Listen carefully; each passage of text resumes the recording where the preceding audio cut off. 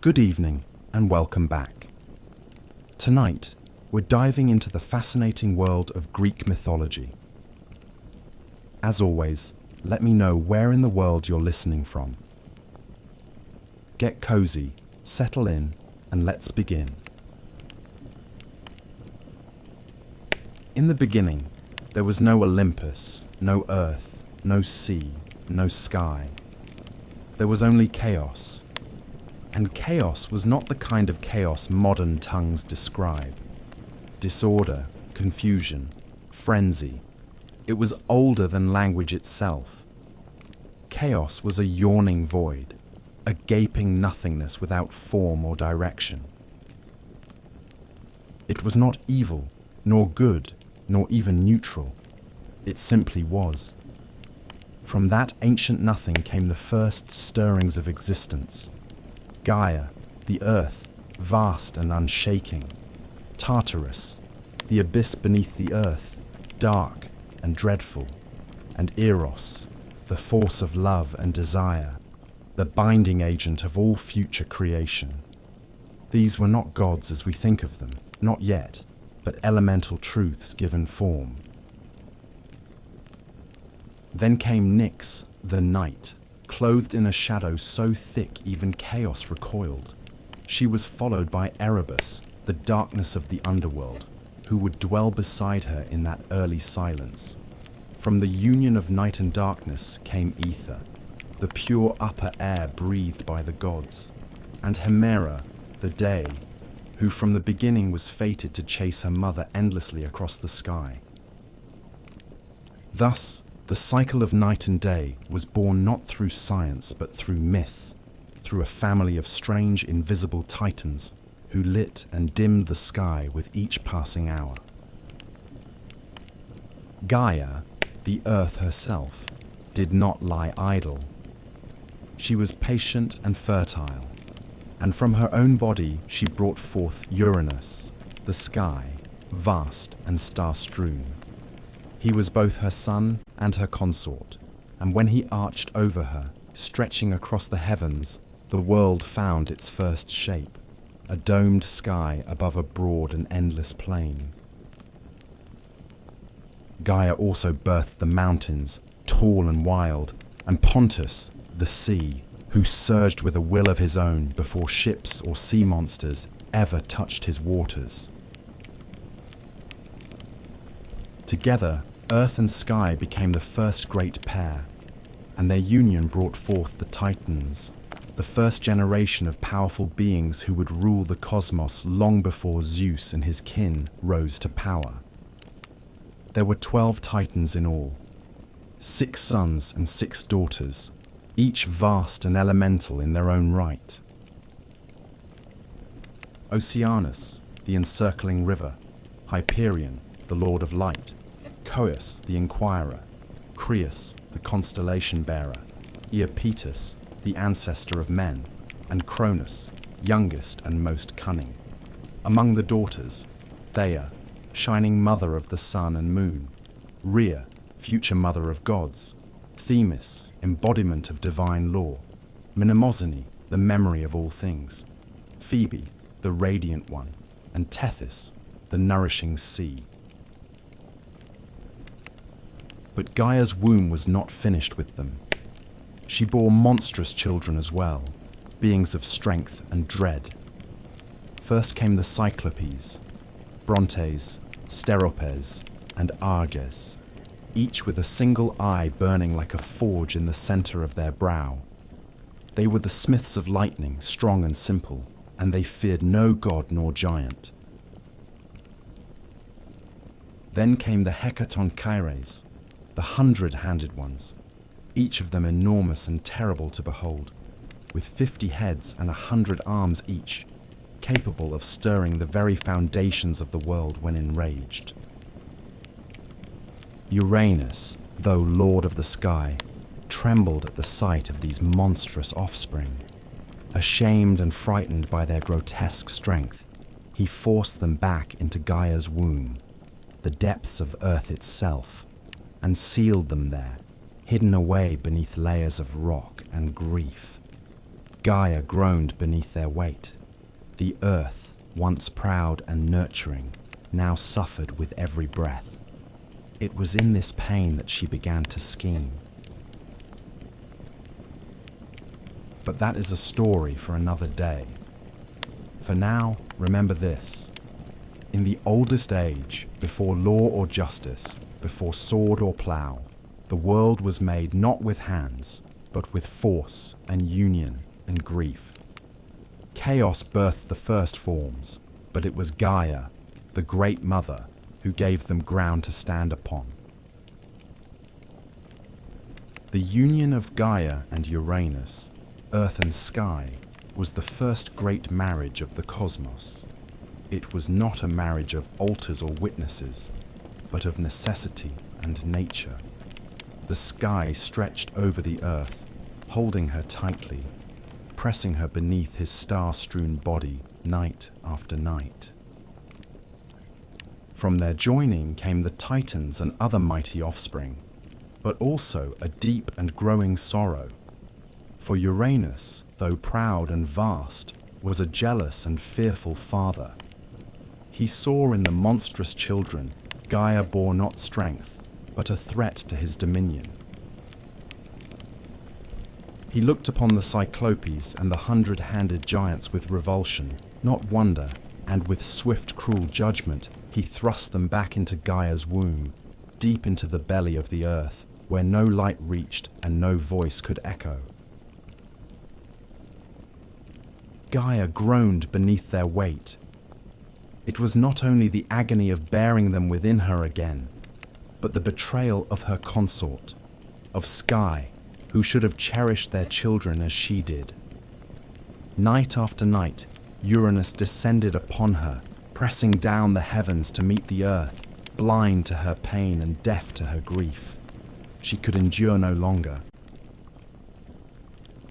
And so, from her own flesh, she fashioned a weapon, not of bronze or iron, for such things had not yet been dreamed, but a great sickle of unyielding flint, jagged as truth and sharp as vengeance. Then she went to her Titan sons, the firstborn and mightiest among her children, and laid bare her suffering. "Your father has wronged me," she said. "He has caged your brothers. He has silenced the womb that bore you. Who among you will aid me?" One by one they turned away, fearful of their father's might. Only Cronus, the youngest, the shrewdest, the one with watchful eyes and a patient heart, stepped forward. "I will do it," he said. "Give me the blade." So Gaia set the trap. She waited for Uranus to descend, as he always did, laying himself across her in the dark. And from the shadows, Cronus sprang. With a steady hand and no hesitation, he brought the sickle down upon his father. The sky shook with Uranus's cry as the blade bit deep, severing the source of his power. Cronus cast the bloodied flesh into the sea, and from the crimson foam that rose upon the waves, something new was born. A figure of impossible beauty, terrible and irresistible in equal measure. From that white froth came Aphrodite, goddess of love and desire, who would later cause kings to fall and empires to burn. She stepped ashore at Cyprus, radiant and serene, untouched by the violence of her origin. But Gaia's vengeance did not end with blood. From the droplets that fell upon the earth sprang other beings, the Furies, cloaked in shadow and vengeance, who would haunt oathbreakers and kinslayers until the end of days. The giants, who in time would rise up against the gods themselves, and the Meliae, nymphs of the ash trees, guardians of the wild and the old ways. Uranus, wounded and dethroned, vanished into the heavens, leaving the world to his children. Before he fled, it is said he spoke a final curse, one that would ring through time like a bell. Just as I was overthrown by my son, so too shall he be overthrown by his own. It was not a prophecy he invented, but a truth Gaia had already whispered, and Cronus heard it well. He took the sky's throne and wrapped himself in power, but from the moment he grasped it, he began to fear what his father had warned. Thus ended the reign of Uranus, the first king of the cosmos, and began the age of the Titans. Yet already, in the womb of time, the next storm was stirring. With Uranus cast down and the sky no longer pressed so tightly upon the earth, the world breathed anew. The Titans, freed from their father's yoke, now stood tall beneath the heavens, and Cronus, the youngest and most cunning among them, claimed dominion over all. He was not a god of chaos or cruelty, as his father had been in the end, but he ruled with a cautious and suspicious heart. The sickle he had used to bring down Uranus remained hidden, buried in the earth or cast into the sea, its blade remembered but unseen, like a secret sin. Cronus had delivered his mother from torment and his siblings from imprisonment, yet from the very moment he sat the throne of the cosmos, his mind was troubled by the prophecy that had driven him to rebellion. The words of his dying father echoed through him like a second heartbeat, that he, too, would be cast down by his own child. So Cronus took a wife, as kings must.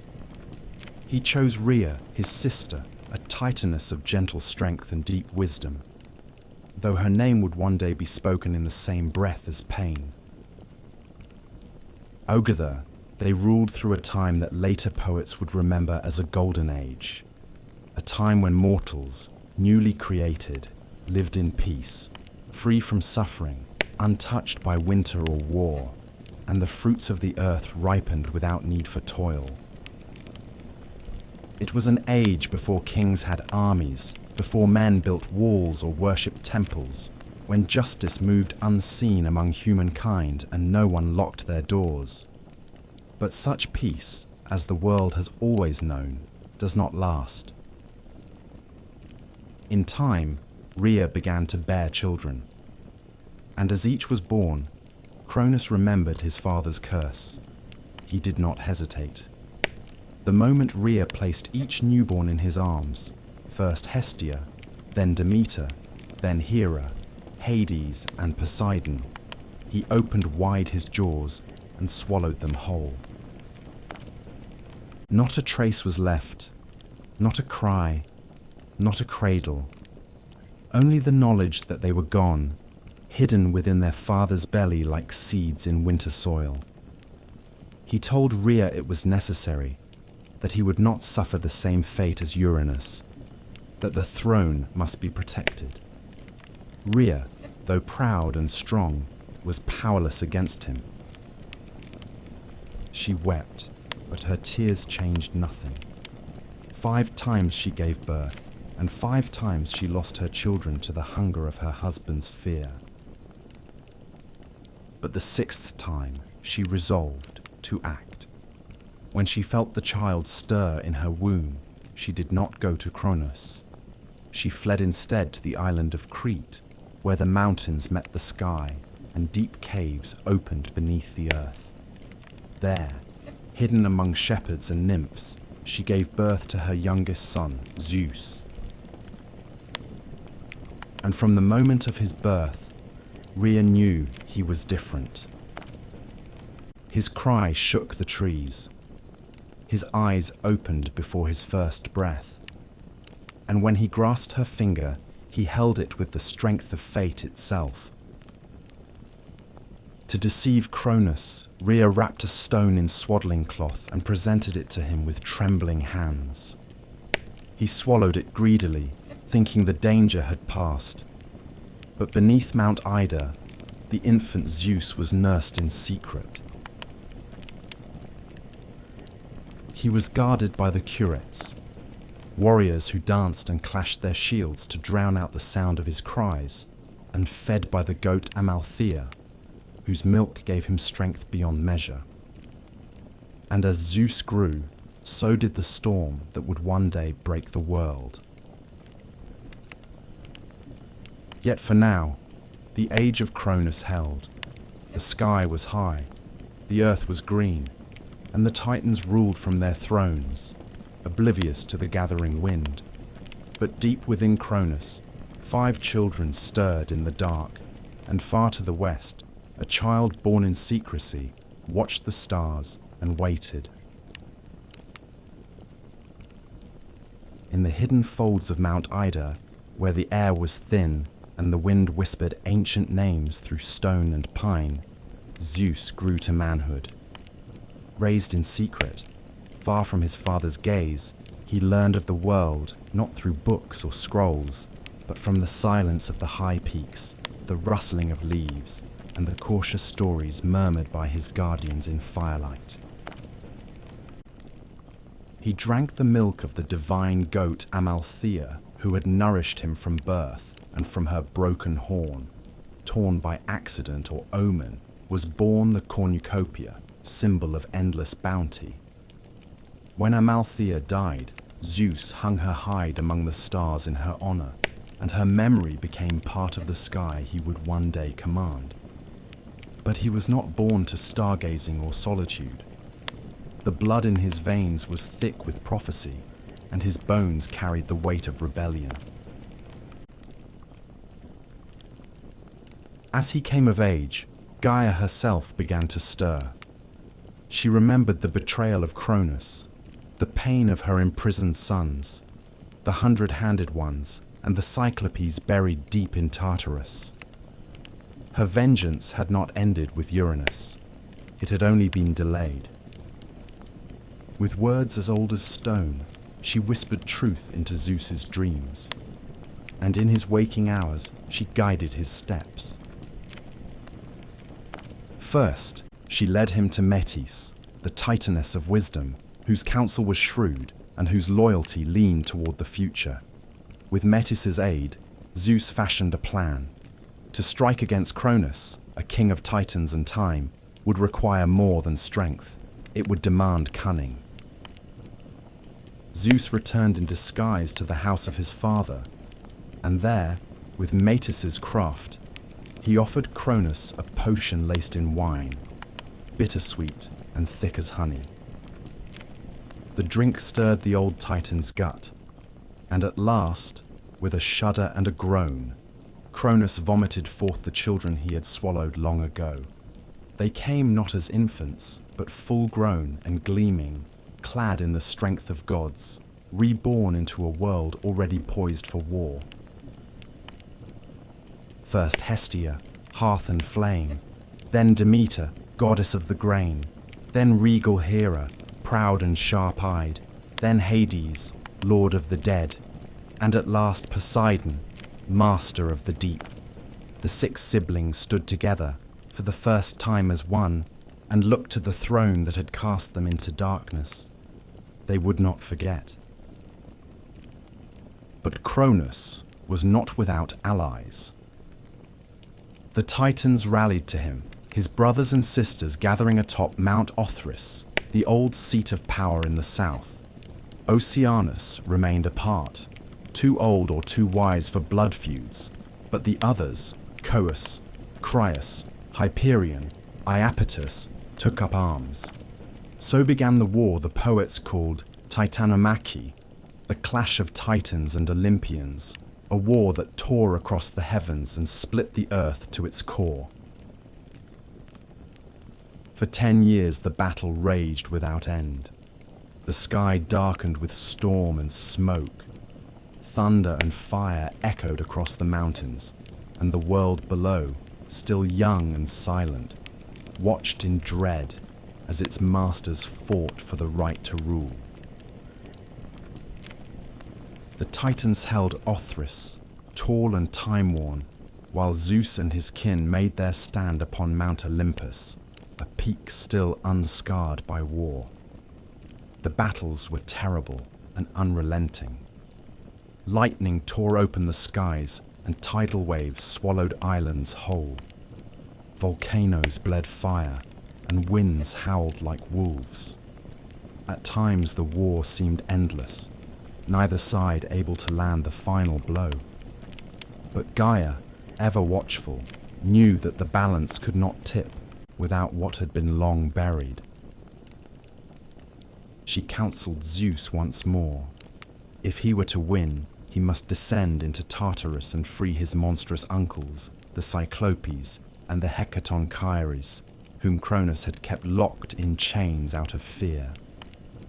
With his siblings beside him, Zeus broke the gates of the underworld and released the imprisoned powers. The Cyclopes, grateful and eager, gifted Zeus his greatest weapons, the thunderbolt, the symbol of sky and storm. To Poseidon, they gave the trident with which he would command the seas, and to Hades, a helm of darkness that would make him unseen. The Hecatonchires, giants with 100 hands, joined the fight at last, hurling mountains like stones and battering the Titans with the fury of ancient things unbound. With these allies, the tide turned. The Olympians pressed forward with a fury no Titan could match. Cronus, proud and unyielding, fought to the last. But the prophecy, as always, unfolded without mercy. The Titans fell. One by one they were driven down, cast from the high places of the earth. Zeus did not slay them. He imprisoned them, as his father had done before. Deep into Tartarus, they were hurled, bound in chains forged by the 100-handed ones, behind bronze gates that would never rust or break. Only a few escaped that fate: Prometheus and Epimetheus, who had sided with the gods, and Themis, who foresaw the justice of their rule. So ended the reign of the Titans. The sky cleared, and the world, scarred by fire and war, began to heal. The throne passed to Zeus, not by birthright, but by might and wisdom and fate fulfilled. Yet even as he claimed the heavens, the shadow of Cronus's curse lingered behind him, like the echo of an old song. For power, once seized, must always be watched, and no ruler, god or mortal, sits secure forever.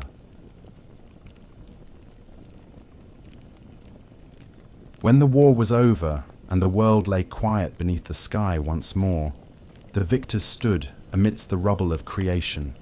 The Titans were chained in the depths of Tartarus, their groans swallowed by that black abyss from which no echo returned. The old order had been broken, but with the storm of war ended, the gods faced a new challenge, perhaps greater than any battle, to rule. For conquest may be won with fire and fury, but rule demands judgment, patience, and division. The world was wide and wild, and filled with powers both known and yet unnamed. It could not be held by one alone. Zeus, eldest among the gods now born again, stood at the center of this new age. Though not the firstborn, he was first in might, first in cunning, and first to move when action was demanded. But the old laws, carved not on stone, but into the bones of the cosmos itself, did not grant him sole dominion. He had two brothers, both tempered by war and made strong in their own right: Poseidon, who had driven the sea to foam in his wrath, and Hades, who had worn the helm of darkness and moved unseen through battlefield and cavern alike. They too had shed blood, taken risks, and suffered loss. The throne of the cosmos could not belong to Zeus alone, lest the seeds of war be sown anew, this time among brothers. And so the three gathered, Zeus, Poseidon, Hades, and cast lots to divide the realms of the world. Not through bickering or force, but by fate itself, did the dice fall. This was no child's game.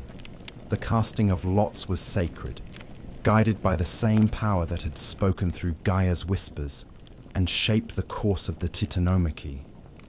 They threw the bones and waited. When they landed, the world was drawn into 3 great dominions. To Zeus fell the sky, the broad heavens, the air between stars and peaks. He became Lord of thunder and rain, master of storm and cloud, and the undisputed king of Olympus. His voice would echo in thunderclaps. His fury would blaze in lightning, and the eagle became his herald, soaring high above all.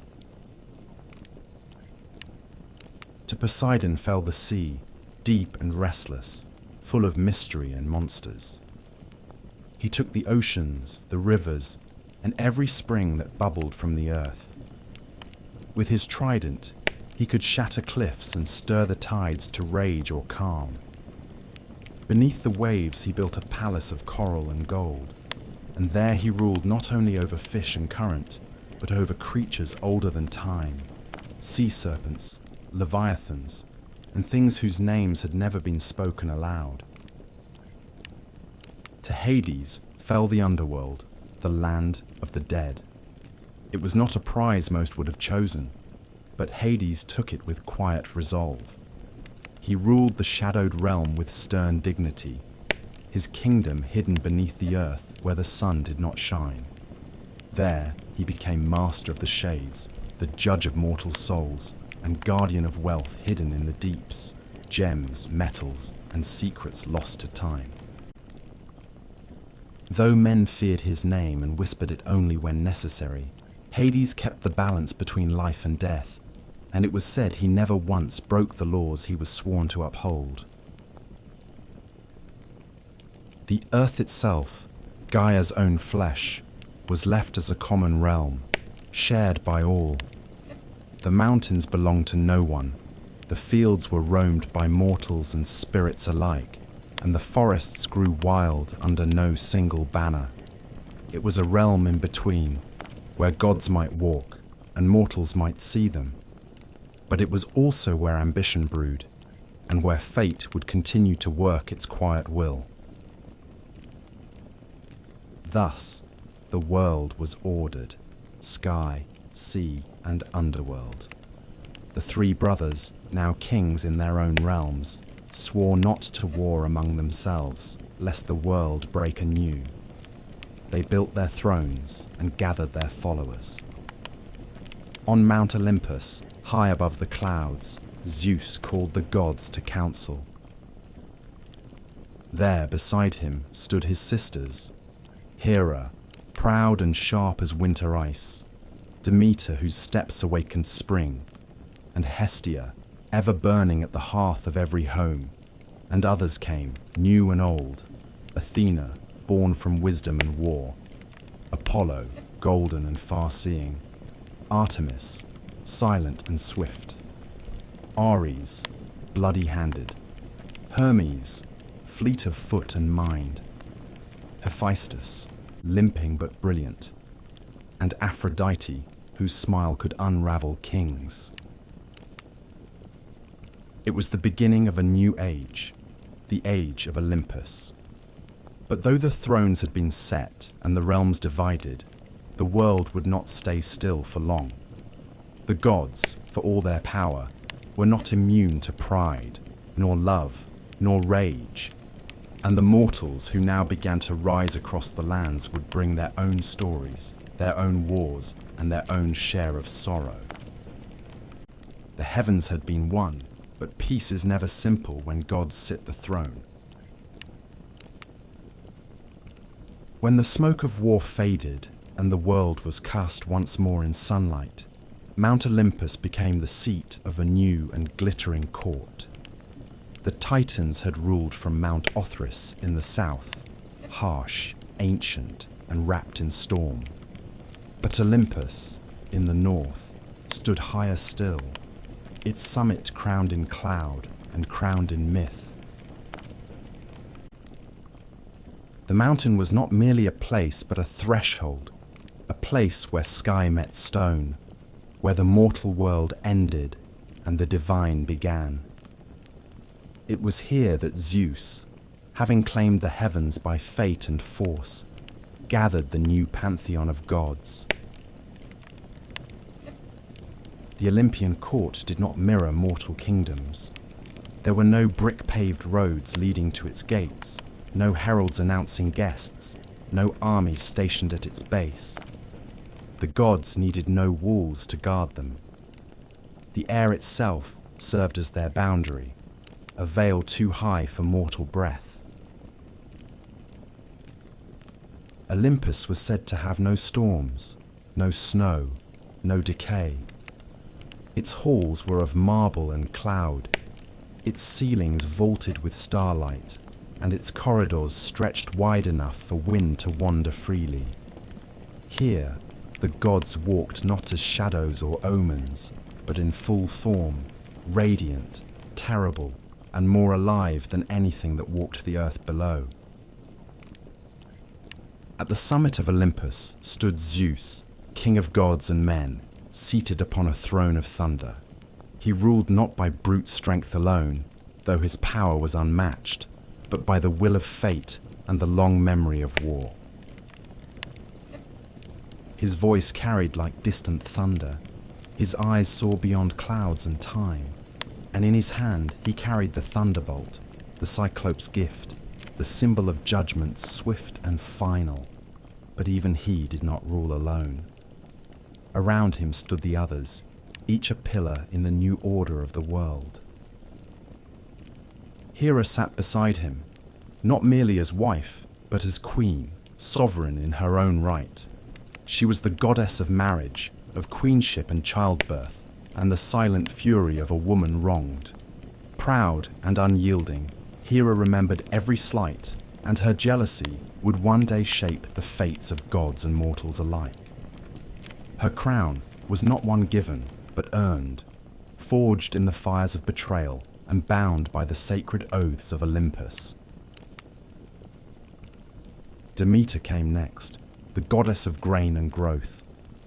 Where her feet touched the earth, the soil softened and seeds stirred. Her presence brought harvest and plenty, and without her, the fields grew barren. She did not sit high among the thunder and marble, but walked often in the world below, watching over the ploughmen and mothers who whispered her name at dawn. She was older than most, quieter than many, but none doubted her power. Then there was Hestia, goddess of the hearth, the firstborn of Cronus and Rhea, and the last to be freed from her father's belly. She asked for no temple, no grand myths, no wars or lovers. She tended the eternal flame in the center of Olympus and watched over every home and hearth on earth. Her power was gentle but ever present, for as long as fire burned in a household, Hestia lived there too. The younger gods came in time, some born in Olympus, others delivered by strange means. Athena was first among them, born not of womb, but of wisdom. When Zeus swallowed Metis, fearing her unborn child would surpass him, he thought the matter ended. But Metis did not die. She lived within him, whispering, scheming, crafting knowledge in the dark. One day, Zeus groaned in agony, and with a blow to his skull, Athena sprang forth, fully grown, clad in bronze, spear in hand, her eyes clear and sharp as flint. She became goddess of wisdom, strategy, and just war, a virgin warrior with no patience for frivolity. Apollo and Artemis came next, twins born of Leto, a titaness who wandered long and weary to find a place to give birth. No land dared offer her sanctuary, for Hera's wrath was vast and vengeful. At last, the floating island of Delos accepted her, and there she bore her children. Apollo, golden-haired and bright, became the god of light, prophecy, music, and healing. His sister Artemis, swift and silver, was goddess of the hunt, of wild things and moonlight. Together, they marked a new generation of gods, restless, radiant, and intimately tied to the mortal world. Then came Ares, god of war and slaughter, son of Zeus and Hera, but beloved by neither. He was strength without discipline, rage without cause, and though his name was feared, he was not often honored. War followed him like a shadow, and he gloried in its chaos, but he was often bested by cunning and wisdom. His opposite was Hephaestus, the lame god of the forge, master of craft and flame. Born of Hera alone, or thrown from Olympus by Zeus, both tales are told, he found solace in metal, building wonders with hammer and fire. From his hands came armor, palaces, and automatons. Though limping and twisted, he was among the most indispensable of the gods. Aphrodite, goddess of beauty and desire, arrived not by birth but by foam, born of Uranus's severed flesh cast into the sea. She rose from the surf at Cyprus, as beautiful as she was dangerous. Love, lust, jealousy, and ruin followed her wherever she went. Even Zeus could not command her fully. She bound gods and mortals alike with a glance, and though she smiled often, it was never without consequence. Hermes, the trickster and herald, came last of this early court, son of Zeus and the nymph Maia. He moved swiftly between worlds, winged sandals at his feet, and a mischievous grin on his lips. He stole Apollo's cattle on the day of his birth, sang a song to cover the theft, and made himself indispensable before he could walk. He became the messenger of the gods, guide of souls, patron of thieves and travelers. Where Hermes went, borders dissolved. This was the Olympian court, a gathering not of saints, but of powers, raw, flawed, radiant, and vast. They quarreled as siblings do, took sides in mortal affairs, fell in love, betrayed each other, waged petty rivalries, and enacted divine justice. But above all, they ruled. From Olympus they watched the world below and shaped it to their will. The age of Titans was gone, but in its place came an era of stories, of gods who walked among men, of heroes born from their unions, and of a world forever changed by the hands of the divine. The world had its rulers now, but peace, as ever, was a fragile thing, and fate had not yet spoken its last word. Long before men raised cities of marble or carved their prayers into stone, there were no humans upon the earth.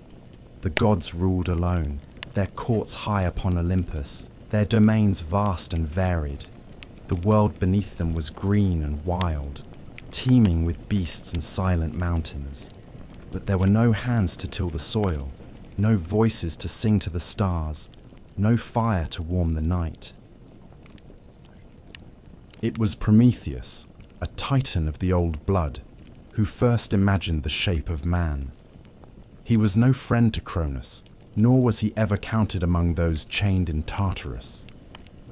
During the War of the Titans, Prometheus had sided with Zeus, not out of love or loyalty, but out of foresight, for he bore the gift of prophecy, and he knew which way the storm would break. Prometheus's name meant forethought, and it suited him. He was brother to Epimetheus, whose name meant afterthought, and never was a pair of brothers more different. Where Epimetheus acted in haste and repented in leisure, Prometheus saw farther, thought longer, and questioned the justice of every decree, even those issued by the king of the gods himself. He walked the line between Titan and Olympian, old world and new, a creature of reason in a cosmos ruled by passion and power. It was he who first shaped mankind. Some say he sculpted them from clay beside the banks of a river, his fingers smoothing mud into limbs, his breath giving them life. Others claim he molded them in the image of the gods, upright and thoughtful, gifted with the spark of invention. But however it happened, the first men were made, and they were weak, soft of skin, slow of foot, clawless, fangless, and lacking in both fur and fire. They were naked beneath the sky, trembling in winter, defenseless against the beasts of the world. Prometheus looked upon them and pitied them. He went to Olympus and asked that man be given a gift, something to help them survive, something to raise them above the level of animals. But Zeus refused. He saw in mortals not promise, but peril. The God King had only just seized his throne and was wary of new forces rising beneath him. "Let them live," he said, "but let them fear. Let them know their place beneath the gods." Fire, he declared, was the privilege of immortals. The hearth flame of Hestia, the thunderbolt of Zeus, the forge of Hephaestus, these were not for mortal hands. But Prometheus, stubborn and just, did not yield. In secret, he climbed to the heavens, stole a flame from the forge of Hephaestus, and hid it in a hollow fennel stalk. Carrying it down from Olympus, he gave it to man. For the first time, fire crackled beneath the stars, smoke rose in spirals above the treetops, light pushed back the darkness. With fire came warmth, safety, cooking, metal, language, craft. Humanity, once cold and voiceless, began to build, and with fire came defiance too. Zeus was not long in discovering the theft. His fury was terrible. To punish mankind, he commissioned the gods to create a gift, though it was a curse in disguise. Hephaestus shaped her from clay, a woman of perfect beauty. Aphrodite gave her charm, Hermes gave her cunning, and Athena clothed her in silver raiment. Her name was Pandora, meaning all gifted, and she was given a sealed jar, mistranslated in later ages as a box, containing the sorrows of the world, disease, toil, grief, madness, envy, and death itself. Epimetheus, ever the fool, took her into his home despite Prometheus's warnings. And when Pandora, driven by curiosity, the final gift of the gods, opened the jar, the evil spilled out into the world like smoke from a fire too long confined. Mankind, who had known peace in their brief golden youth, now found themselves hunted by fate. Hunger gnawed at their bellies. War bled them dry. Age stooped their backs. Only hope remained inside the jar, some say by accident, others say by design. A flickering light amid the gloom. But Prometheus's punishment had not yet come. For the crime of defying Olympus, Zeus ordered him chained to a mountain at the edge of the world. Some say the Caucasus, others say a place lost to myth. There he was bound in adamantine chains, unbreakable and eternal. Each day, an eagle born of Typhon or sent by Zeus would descend and feast upon his liver. Each night, it would grow back, and each morning the torment would begin again. He was immortal, and so the suffering could not kill him. He endured it for generations, long after kingdoms rose and fell, long after men forgot the gods who made them. And yet, even in chains, Prometheus did not repent. He knew a secret, a truth Zeus feared above all, that one day the king of the gods would fall, not by blade or rebellion, but by his own seed.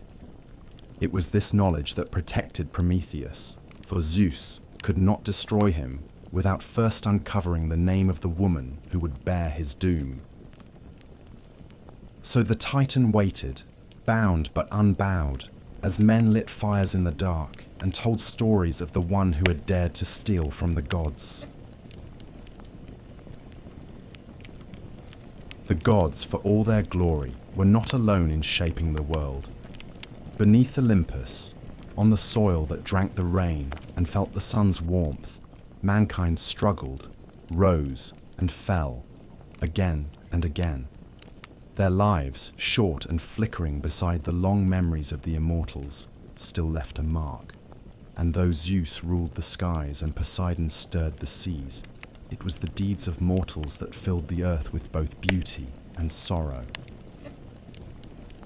The poets who lived after would look back on this long, winding journey and see not one mankind, but many, each born into its own era, marked by the blessings and punishments of the gods. It was Hesiod, the Boeotian farmer and poet, who first set these ages into words, dividing the long march of human existence into 5 distinct epochs: gold, silver, bronze, heroic, and iron. Each was less than the one before, save one. In the beginning, there was the Golden Age, and it was unlike any time that followed. It came during the reign of Cronus, before the gods had learned to fear rebellion, and before the earth bore the weight of iron or war. In those days, men lived like gods themselves, free from pain, untouched by age, and unburdened by toil. The earth gave forth her bounty without coaxing, offering harvests in every season.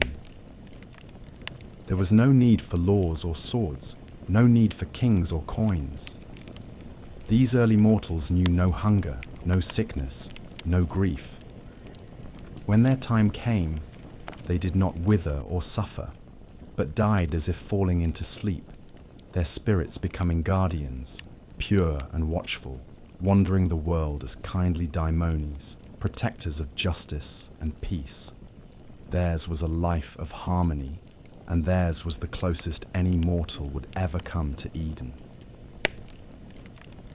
But the Golden Age passed, as all golden things do. With the fall of Cronus and the rise of Zeus, the Silver Age dawned, a time of beauty dimmer and souls less noble. These mortals grew tall and strong, living long lives, but they lacked the wisdom and restraint of the golden race.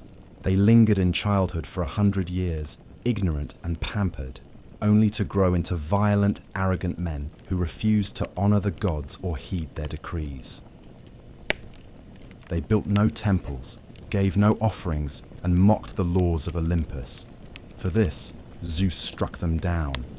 Their spirits did not become guardians or watchful daimones, but faded into the underworld, pale and forgotten. Theirs was a race lost to pride and disobedience, a mirror of divine fear come true. Then came the Bronze Age, born of ash trees, the same trees used for spears and shields. These were not gentle men. They were creatures of war, mighty and hard, their very flesh said to be forged from bronze. Their homes were bronze, their tools were bronze, their hearts seemed cast from the same metal. They lived for battle and died by it, sowing the world with blood and ash. They were terrible to behold, but not evil, only driven by the rhythm of war drums and the clash of arms. They built no cities, wrote no poems, carved no statues.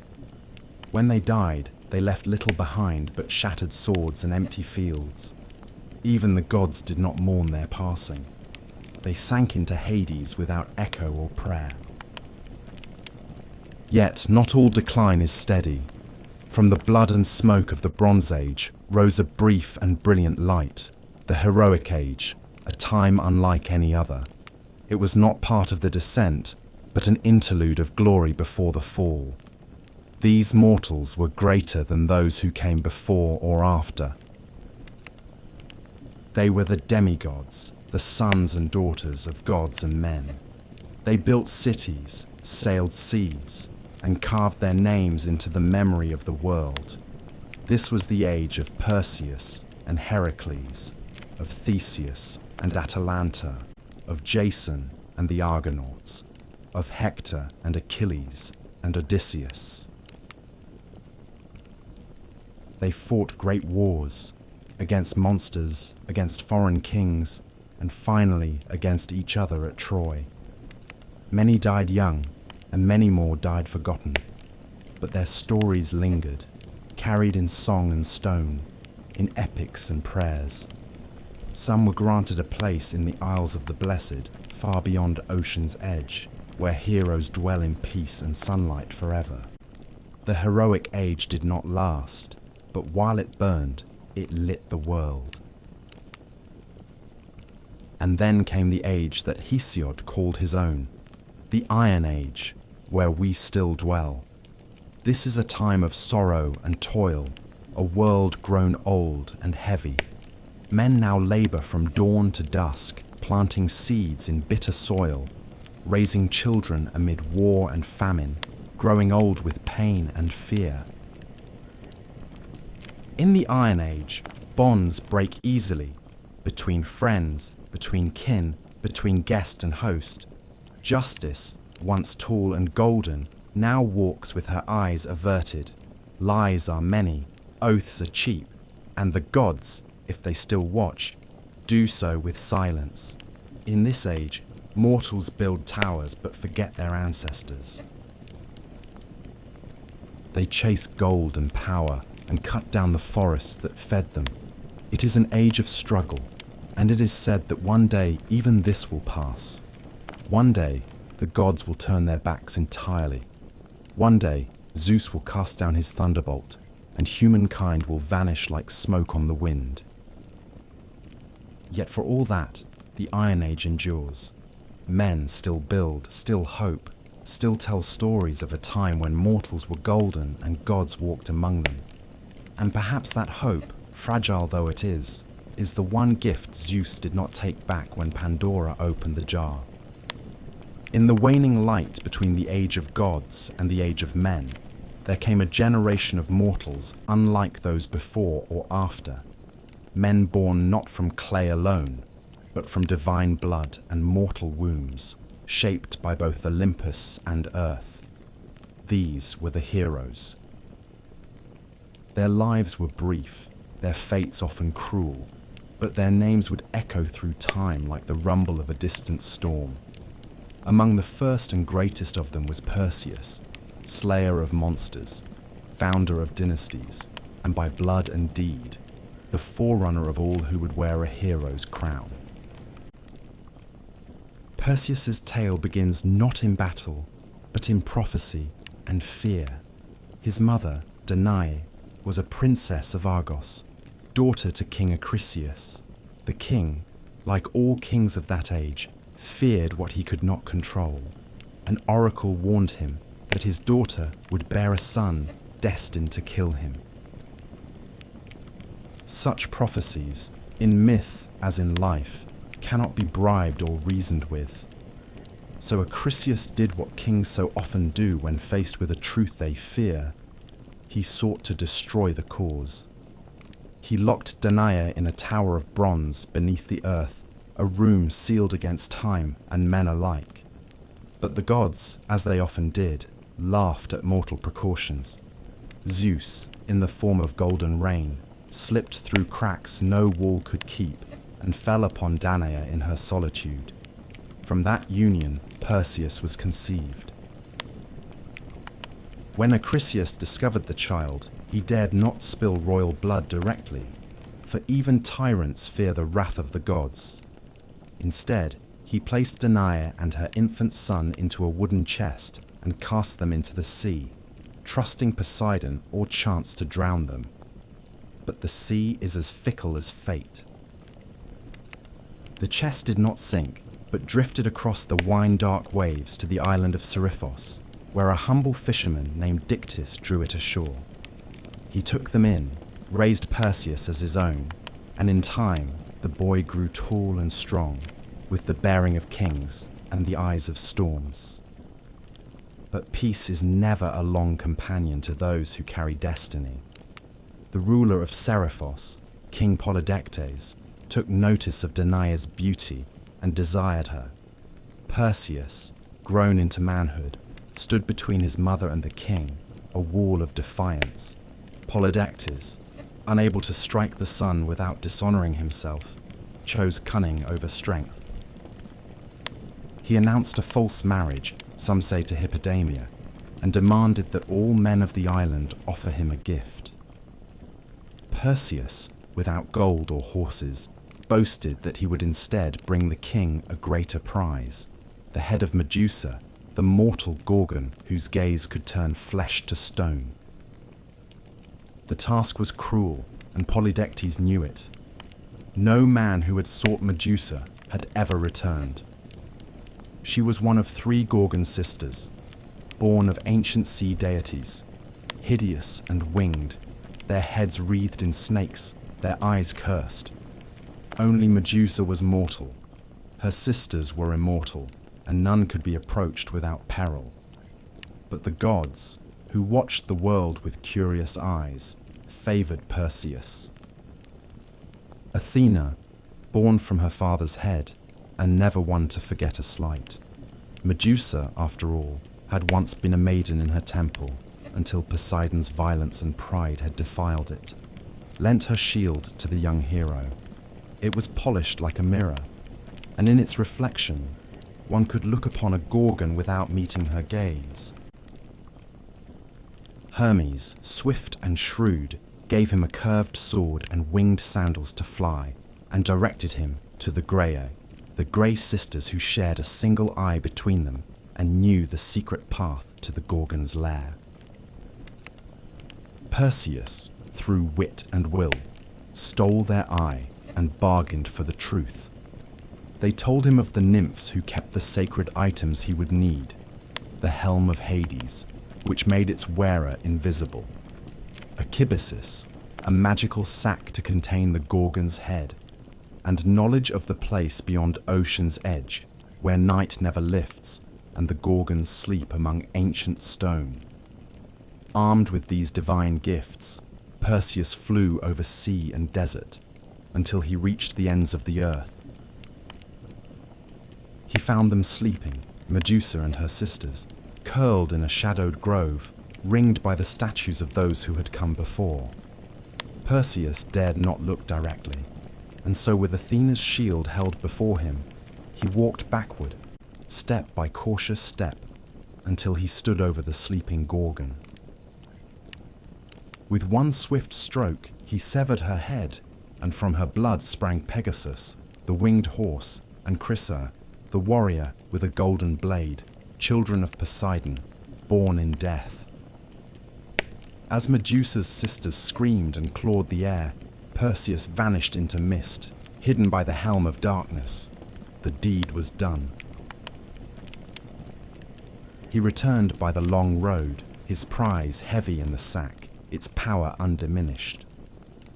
On the way, he passed the shores of Ethiopia, where the sea god had sent a monster to punish King Cepheus and Queen Cassiopeia for their vanity. Their daughter, Andromeda, had been chained to a rock as sacrifice. Perseus, beholding her beauty and innocence, slew the beast, turned it to stone with the Gorgon's head, and claimed her as his bride. She would follow him westward, becoming the mother of his line. When at last he returned to Seriphos, Polydectes scoffed at his tale. So Perseus reached into the sack and withdrew the severed head. The king and his court were turned to stone where they stood. Dictys, the fisherman who had shown kindness to a mother and her child, became king in his stead. The cycle of cruelty was broken, if only for a time. But prophecy, once spoken, is not so easily undone. Perseus journeyed to Argos, where King Acrisius, still haunted by the words of the oracle, fled rather than face the boy he had once condemned to death. Yet fate does not forget. At the funeral games of a neighboring king, Perseus, throwing a discus, struck an old man in the crowd, Acrisius, his grandfather, who died without ever knowing that his death was no murder, but an accident long foretold. So the circle closed, as they always do in myth. Perseus had fulfilled the prophecy, though not by malice. He had slain a monster, saved a maiden, founded a line of kings, and carried the weight of fate with dignity. He would not live forever, but his name would. For from his blood would come Heracles, and from Heracles, the next chapter in the story of the gods and men. If Perseus was the first great hero, Heracles was the mightiest. His name, like thunder over distant mountains, carried weight across every land touched by Hellenic breath. He was not merely strong, but larger than life itself, straddling the border between man and god, joy and grief, triumph and tragedy.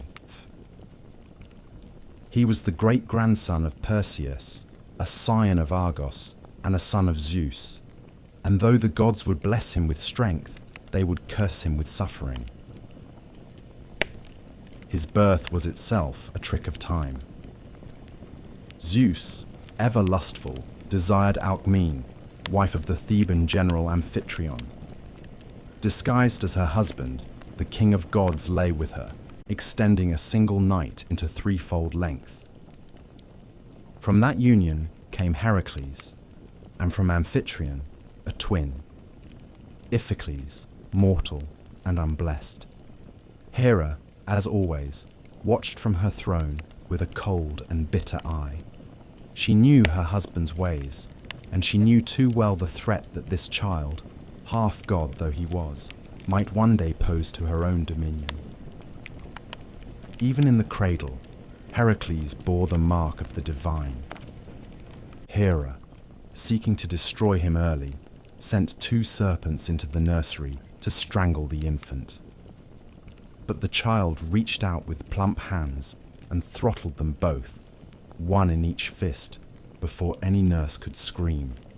From that moment, his fame began to grow. As a youth, he trained in all the arts befitting a nobleman: music, archery, wrestling, and chariot driving. Yet there was something wild in him, a restlessness of soul that no lyre or tutor could tame. Manhood brought him both love and ruin. He married Megara, daughter of the Theban king Creon, and for a time lived in peace, fathering sons and defending his city. But Hera had not forgotten. In a fit of divine wrath, she clouded Heracles' mind with madness. Raging through his own halls, he slew his wife and children with the same hands that had once cradled them. When the madness passed and his vision cleared, he beheld the blood and ruin of his own house. His cries reached Olympus, but no god answered. To atone, he sought out the oracle of Delphi. The Pythia, speaking in riddles, told him he must submit to the will of Eurystheus, king of Tiryns, his cousin, lesser in strength, but greater in fate. Only through servitude, through suffering, could Heracles earn redemption. Thus began the 12 labours, deeds so great and terrible that even the gods took notice. The first labour was to slay the Nemean lion, a beast whose golden hide could not be pierced by mortal weapons. Heracles cornered it in its cave and strangled it with his bare hands. He flayed the beast using its own claw and wore the skin as armour thereafter, a second hide to shield him from the world. The second was the Linnaean Hydra, a serpent with 9 heads, 2 of which would grow back for everyone severed. Heracles battled it in the swamps, aided by his nephew Iolaus, who cauterized the stumps as they were cut. From the last head, immortal and venomous, Heracles harvested its ichor and dipped his arrows in it, making them deadly even to gods.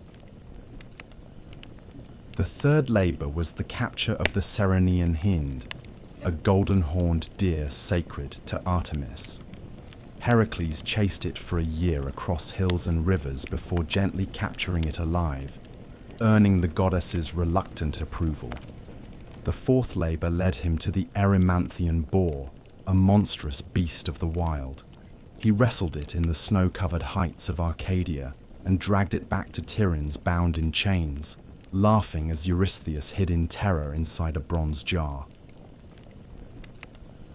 The fifth task was less glorious: to clean the Augean stables, home to thousands of cattle, untouched by broom or shovel for decades. Heracles, ever the problem solver, rerouted rivers to wash away the filth in a single day. The sixth was to drive away the Stymphalian birds, man-eating creatures with bronze beaks and razor-feathered wings.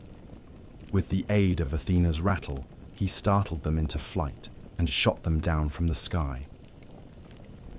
The seventh labour took him far west to capture the Cretan bull, a beast of divine origin that had fathered the Minotaur.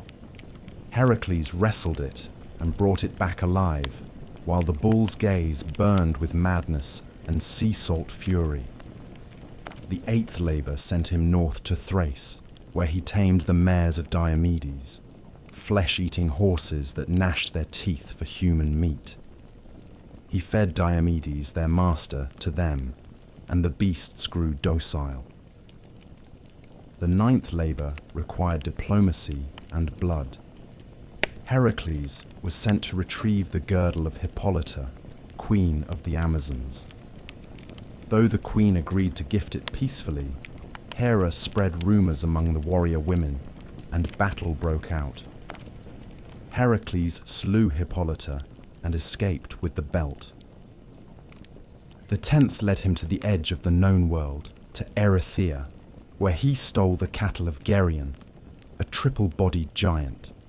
He built the pillars of Heracles at the Strait of Gibraltar and fought the giant, his herdsman, and his hound all at once before driving the red cattle back across continents.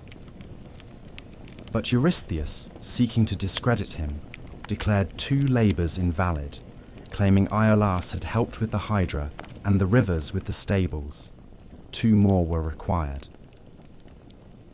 The 11th was to steal the golden apples of the Hesperides, guarded by nymphs and a dragon coiled around the tree's base. Heracles tricked Atlas, the sky-bearer, into retrieving the apples while he held the heavens. When Atlas tried to leave him the burden, Heracles asked for a moment to adjust his cloak and took back the sky while fleeing with the fruit. The 12th and final labour was the most harrowing: to descend into Hades itself and bring back Cerberus, the 3-headed hound. Armed with nothing but his strength, Heracles journeyed to the underworld, presented himself before Hades, and with the god's grim permission, wrestled Cerberus into submission and led the beast, snarling and frothing, into the land of the living. With that final labour, his redemption was won. Yet Heracles' life was not yet at peace. He fought more battles, took new wives, and fathered many children. But Hera's hatred endured. In the end, it was not blade or monster that killed him, but the poisoned blood of the centaur Nessus, smeared upon a tunic gifted by his wife Deianira, who believed it a love charm. As the poison burned through his flesh, Heracles built his own pyre upon Mount Oeta. No mortal dared light it, until Philoctetes, a simple shepherd, stepped forward.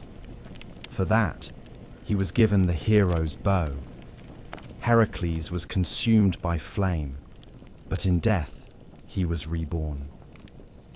Zeus lifted him to Olympus, where he was granted immortality and married to Hebe, goddess of youth.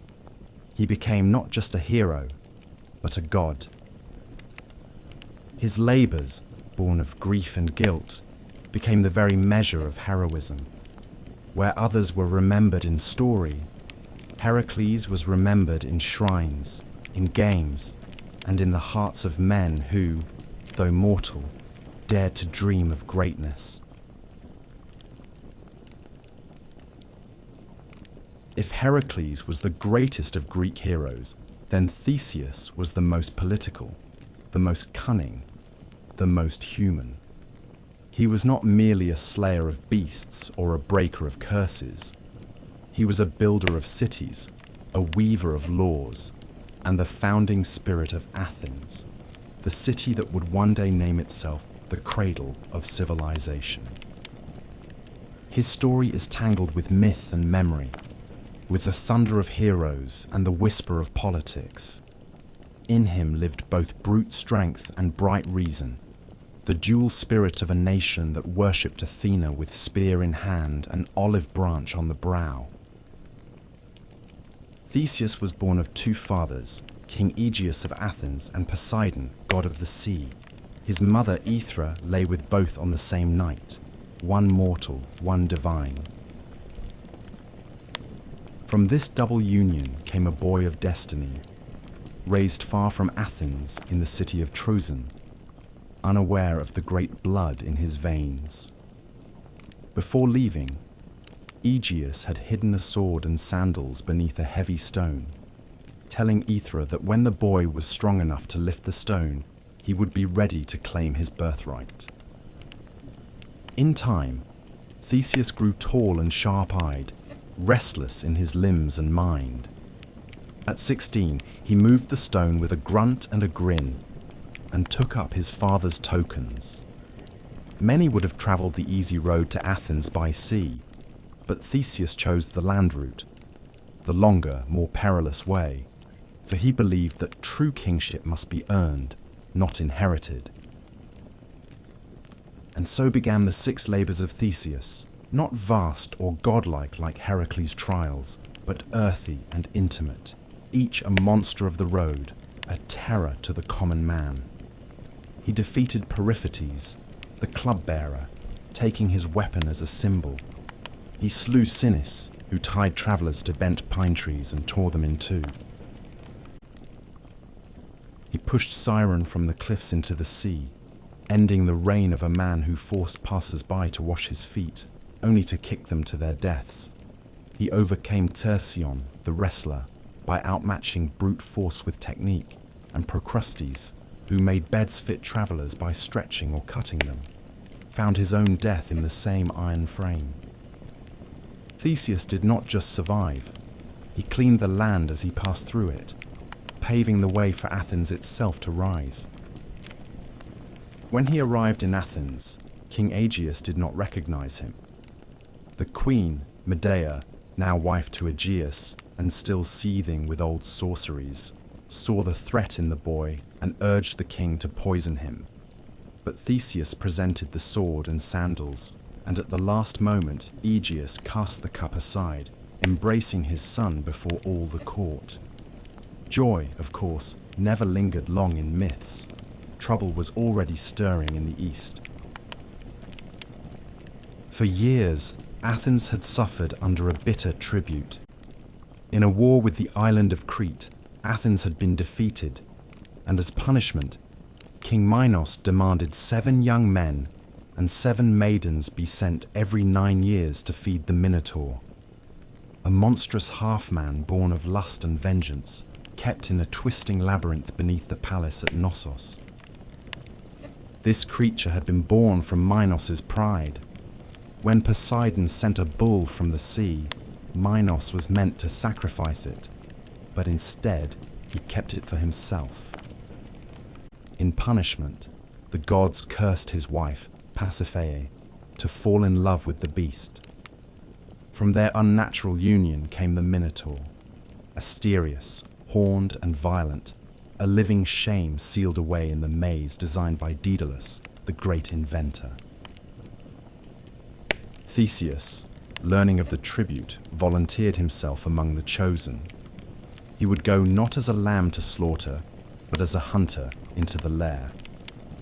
Before departure, he promised his father that if he succeeded, he would return with white sails upon his ship. If he failed, the sails would remain black. Upon arrival in Crete, fate turned again. Ariadne, daughter of Minos and half-sister to the Minotaur, saw Theseus and loved him. She gave him a gift, a ball of thread, a clue, and the secret to the labyrinth's winding paths. That night, Theseus entered the maze. In its dark coils, where stone turned endlessly into stone, he found the beast. They fought without words, one prince against one nightmare. Theseus, armed with skill and a sharpened blade, struck the creature down, then followed the thread back into the light. He fled with Ariadne and the freed Athenians, sailing into the Aegean. Yet love, in Greek stories, is never simple. On the island of Naxos, Theseus abandoned Ariadne. Some say Dionysus claimed her for his own. Others say Theseus feared what a Cretan bride might mean for an Athenian throne. She woke alone and wept beneath unfamiliar stars. Theseus continued home, but in his sorrow or forgetfulness, he failed to change the sails. From the cliffs of Athens, King Aegeus saw black on the horizon and believed his son dead. Grief-stricken, he leapt into the sea, which still bears his name, the Aegean. Now king, Theseus did not rest. He unified Attica, the region around Athens, binding its villages into one city-state. He established festivals and games, temples and laws. He was a hero of governance as much as of combat. He ventured again and again into myth, fighting alongside Heracles against the Amazons, journeying to the underworld with Pirithous, his reckless friend, to steal Persephone herself from Hades. That journey ended in failure. Pirithous was swallowed by the earth, and Theseus was trapped upon the chair of forgetfulness, his memory eroded by the air of death. Only Heracles, on his own journey, tore him free. But time, as ever, turns. In the end, the Athenians, tired of kings and haunted by new heroes and new philosophies, drove Theseus into exile. He fled to the island of Skyros, where he was betrayed by a jealous king and cast from a cliff. His bones would later be retrieved by the Athenians and buried in honor, but at the time of his death, he was alone, no crowd, no crown, no chorus. And yet, his legacy endured. Where Heracles symbolized the strength of the body, Theseus embodied the strength of the polis, the city, the law, the people bound by more than blood. Athens would rise on his shoulders, and though it would worship Athena, it would remember the king who built its bones. Long before Troy burned and long after the Titans fell, there came a voyage unlike any other. A quest that crossed continents and gods, bound heroes into brotherhood, and ended in betrayal and exile. It was a tale of dragons and oaths, of kings usurped and thrones reclaimed. And at the center of it all was Jason, a prince exiled in childhood, a hero groomed not by war or prophecy, but by the long, slow fire of vengeance. His tale began in Iolcus, a coastal kingdom in Thessaly, where King Aeson, Jason's father, had been usurped by his own brother Peleus, a man who worshipped no law but power. Fearing the boy who might one day rise against him, Peleus sought to kill Jason at birth. But Aeson, forewarned, sent the infant away, smuggled from court and raised in secret by the wise centaur Chiron, who had trained Achilles, Asclepius, and other sons of fate. Jason grew strong in the wild, fed on honey and knowledge, his limbs hardened by hunting, his mind by songs of kings who had fallen and risen again. Years passed. Jason returned to Iolcus, a man. clad in a single sandal. For as he crossed the river Anaurus, he had lost one in the muddy current, while carrying an old woman across. The woman, of course, was Hera in disguise, testing the young hero. When he entered the city, Peleus saw the one-sandaled stranger and turned pale. For the oracle had once warned him, "Beware the man who comes with one shoe." Jason, bold but not foolish, did not draw a sword or raise a cry. He spoke plainly. He was Aeson's son and rightful heir. Peleus, too shrewd to strike openly, feigned welcome and offered a test. "If you wish to be king," he said, "then prove yourself worthy. Retrieve for me the golden fleece from the far land of Colchis. Bring back that ancient prize, and I will yield the crown." The ram had flown him across the sea, and when Phrixus reached safety in Colchis, he sacrificed the beast in gratitude. Its fleece, gold as fire, was nailed to an oak in a sacred grove, guarded by serpents and shadow, watched over by King Aeetes, son of the sun god Helios. No Greek had ever gone there and returned. But Jason accepted the challenge. He summoned the greatest heroes of his time to join him, and they came, not as soldiers, but as volunteers, each seeking glory. Heracles came, and Orpheus with his lyre, Atalanta the huntress, Castor and Pollux, the sons of Zeus, Meleager, Theseus, Zetes and Calais, winged sons of the north wind, 50 heroes in all. Together they boarded a ship named Argo, built by Argus under Athena's guidance. In its prow, she set a piece of sacred oak from Dodona, a timber that could speak in prophecy. The ship itself was a character in the tale, whispering warnings and guiding fate. They sailed east, past shores and tempests, into legend. Their first trials were not of monsters, but of men. On Lemnos, they met a land ruled by women, who had slain all their husbands. There, Jason lay with Hypsipyle, queen of the isle, and begot sons he would never see grown. In Thrace, they encountered the blind seer Phineus, tormented by the harpies who fouled his food. The winged Boreads drove the creatures off, earning Phineus's prophecy, a path through the deadly clashing rocks, 2 cliffs that slammed shut like jaws upon any who tried to pass. At Phineus's advice, they released a dove. It flew through and lost only a single tail feather. The Argo followed at full speed, and the rocks caught her stern, but just barely. From then on, the passage remained still. The sea, it seemed, respected those who dared. At last, they reached Colchis, a land of fire and iron.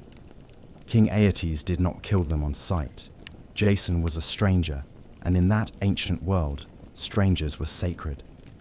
But Aeetes agreed to grant the fleece only if Jason completed 3 tasks: yoke fire-breathing bulls, plough a field with them, sow it with dragon's teeth, and then defeat the warriors who would rise from the soil. These were not tests of courage, but of impossibility. It would have ended there, had the gods not intervened. Eros, at Hera's urging, struck Medea, daughter of Aeetes, with an arrow of love. She was a priestess of Hecate, versed in herbs and poison, untouched by men, cold as moonlight. But at the sight of Jason, her heart betrayed her. She gave him a potion to shield him from flame, taught him to hurl a stone among the earthborn warriors so they would turn on one another, and at last led him to the fleece itself, guarded by a serpent that never slept. Medea sang spells, and the beast sank into slumber.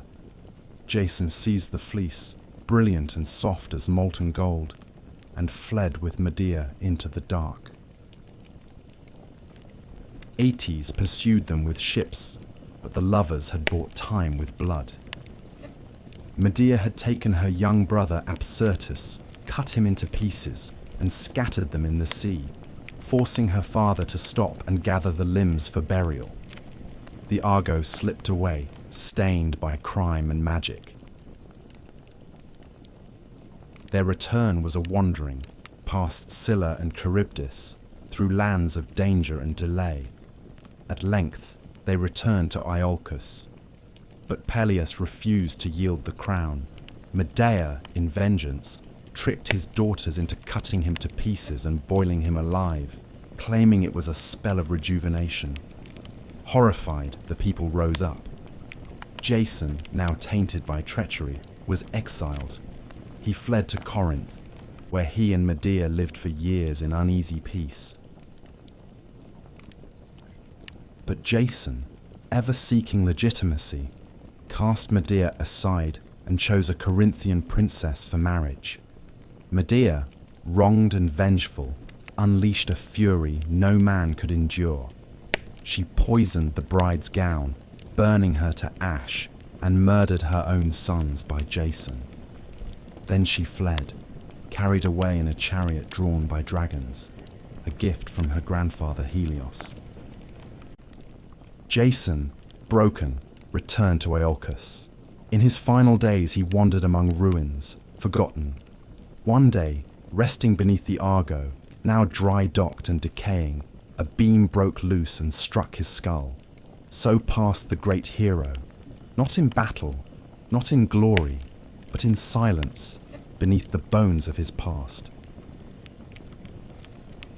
Yet the tale of Jason endured, for in the quest for the fleece, in the gathering of heroes, in love turned sour and greatness undone, Greece found one of its most enduring myths, the promise and price of ambition.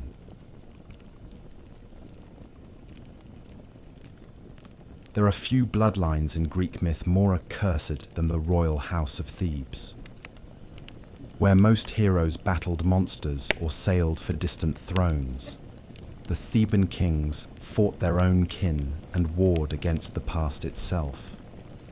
Their legacy is not carved in bronze or sung in triumph, but written in riddles, madness, and murder. Even the city's foundation was steeped in omens and unrest. Thebes began with a quest. Cadmus, a Phoenician prince and brother to Europa, set out to find his sister after Zeus abducted her in the guise of a white bull. Unable to recover her, Cadmus sought guidance from the oracle at Delphi, who told him to abandon his search and instead follow a cow until it lay down. There, he was to found a city. Obedient, he wandered until the beast collapsed upon a hill. But when Cadmus sent his companions for water, they met their deaths at the hands of a serpent, sacred to Ares, guarding a spring. Cadmus slew the serpent himself, and at Athena's bidding, sowed its teeth into the soil. From the earth sprang armed warriors, the Spartoi, or sown men, who turned on one another until only 5 remained. These 5 became the noble families of Thebes, and Cadmus their king. But the slaying of Ares' serpent drew divine wrath. Cadmus served the war god for 8 years in penance. He married Harmonia, daughter of Ares and Aphrodite, and the gods themselves came to their wedding. The couple received a cursed necklace forged by Hephaestus, a thing of beauty that would bring ruin to all who wore it. And so the doom of Thebes began not in hatred, but in celebration, cursed by beauty and blood. Generations passed. Cadmus's daughters would meet cruel fates. Ino went mad and threw her child into the sea. Autono's son Actaeon was torn apart by his own hounds after glimpsing Artemis bathing. Semele, beloved by Zeus, was tricked by Hera into demanding that he reveal his true form, and died in flame. And Agave, in a frenzy of Dionysian madness, tore her own son Pentheus limb from limb, believing him to be a lion. But it was through Cadmus's great-great-grandson Laius that the true tragedy would unfold. Laius became king of Thebes and took Jocasta as his queen. Yet the gods had not forgiven the line of Cadmus. An oracle came. If Laius ever had a son, that child would kill his father and marry his mother. As in all Greek stories, the warning was not enough to prevent the sin. Laius lay with Jocasta, and a son was born. Terrified, Laius ordered the infant's ankles pierced and bound, then gave him to a servant to be abandoned on Mount Cithaeron. But the servant, pitying the child, passed him to a shepherd, who in turn delivered him to the king and queen of Corinth, Polybus and Merope, who were childless, and welcomed the boy as their own. They named him Oedipus, meaning swollen foot, and never told him the truth of his blood. Oedipus grew into a clever and proud young man, but rumors of his birth reached him. Seeking truth, he journeyed to Delphi, where the oracle gave him the same prophecy once spoken to Laius, that he would kill his father and marry his mother. Horrified, believing Polybus and Merope to be his true parents, Oedipus fled Corinth, unwittingly running toward his fate. On the road, at a crossroads near Daulis, he encountered a stranger, old, proud, and imperious. A quarrel broke out over the right of passage, and in the heat of rage, Oedipus slew the man and his attendants, never knowing that he had just killed his true father, Laius. He continued on to Thebes, which was under siege, not by an army, but by the Sphinx, a creature with the body of a lion, wings of an eagle, and the face of a woman. She devoured all who failed to answer her riddle. What walks on 4 legs in the morning, 2 at noon, and 3 in the evening? Oedipus answered without hesitation. Man. The Sphinx, defeated, threw herself from a cliff. Thebes rejoiced. The city's deliverer was made king, and in gratitude he was given the widowed queen as his bride, Jocasta, his mother. Years passed. Oedipus ruled well and had 4 children, Eteocles, Polynices, Antigone, and Ismene. But plague fell upon Thebes, and the oracle proclaimed the land was cursed by unpunished blood. Slowly, terribly, the truth unraveled. The old man at the crossroads, the queen's grief, the scarred feet, the servant who survived, and the blind prophet Tiresias, who named the king as both father and brother, son and husband. Jocasta hanged herself. Oedipus took her brooches and blinded himself, piercing his own eyes.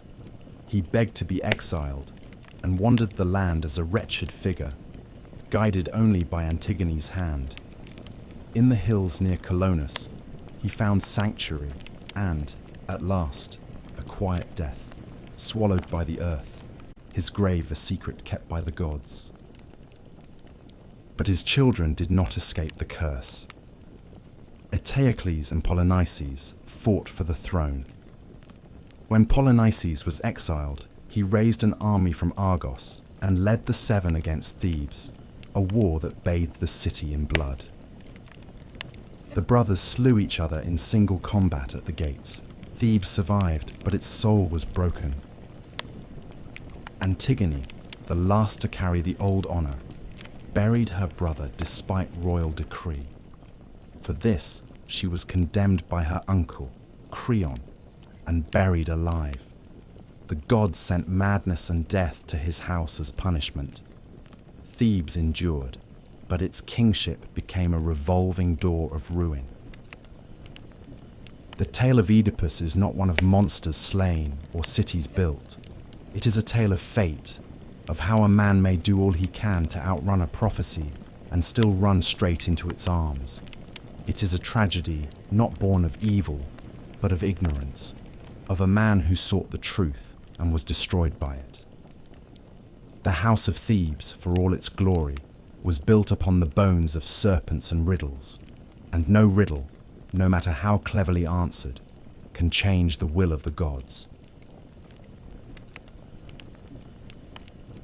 Of all the wars that ever ravaged mortal soil, none would echo louder than the one fought for a woman's face, a war of oaths and pride, of beauty and betrayal, of gods and kings and the fall of empires. It began not with spears or fire, but with a wedding, one that all the gods were invited to, save for one. Eris, goddess of discord, was not welcome at the marriage of Peleus and Thetis, the sea nymph fated to bear a son greater than his father. In her fury, Eris cast into the feast a golden apple, inscribed with 3 words that would shatter kingdoms: to the fairest. The apple was claimed by Hera, Athena, and Aphrodite, each believing herself most worthy of its gleam. To settle the dispute, they turned to a mortal shepherd prince, Paris, son of King Priam of Troy, who had been exiled to the hills after an omen foretold he would one day burn the city of his birth. The gods brought him to judgment on Mount Ida, and one by one they offered bribes. Hera promised kingship over all men. Athena pledged wisdom and victory in war. But Aphrodite, with a smile like soft thunder, offered him the love of the most beautiful woman in the world. Paris chose love, and thus Helen of Sparta, daughter of Zeus and Leda, wife of Menelaus, was marked. She had many suitors in her youth, princes and kings from across Achaea, drawn not only by her beauty, but by the promise of bloodlines that reached Olympus. Her mortal father, King Tyndareus, feared the war her hand would spark. On the advice of Odysseus, he bound the suitors with a sacred oath that whoever won Helen, all the others would swear to defend that union, to punish any who dared violate it. The pact was made with laughter, but oaths, once sealed, bind more than men. They bind fate. Menelaus, brother to King Agamemnon of Mycenae, won her hand. Their rule in Sparta was just, their kingdom strong. But when Paris came to visit, under the pretense of peace and guest right, he saw Helen and saw in her the prize Aphrodite had promised.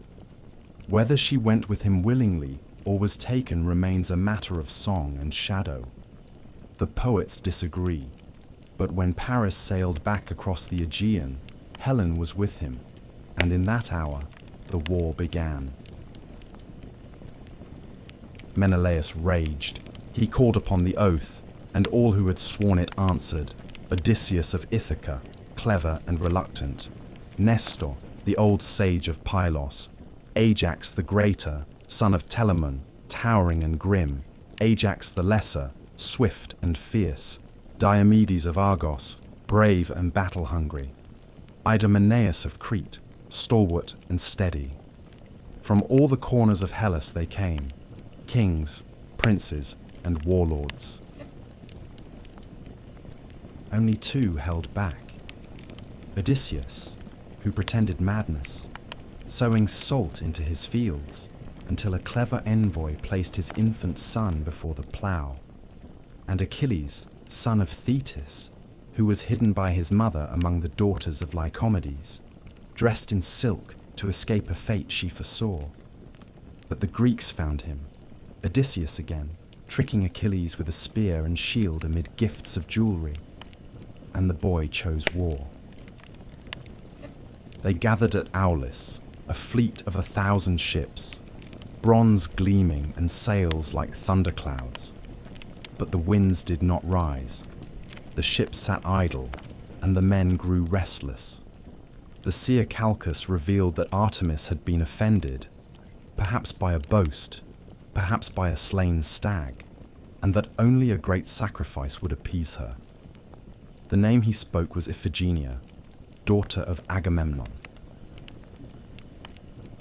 There are stories of lies told to bring her to Aulis under the guise of marriage to Achilles, of her weeping mother Clytemnestra, of the moment the blade fell, or of a last-moment rescue, with Artemis spiriting the girl away and replacing her with a deer.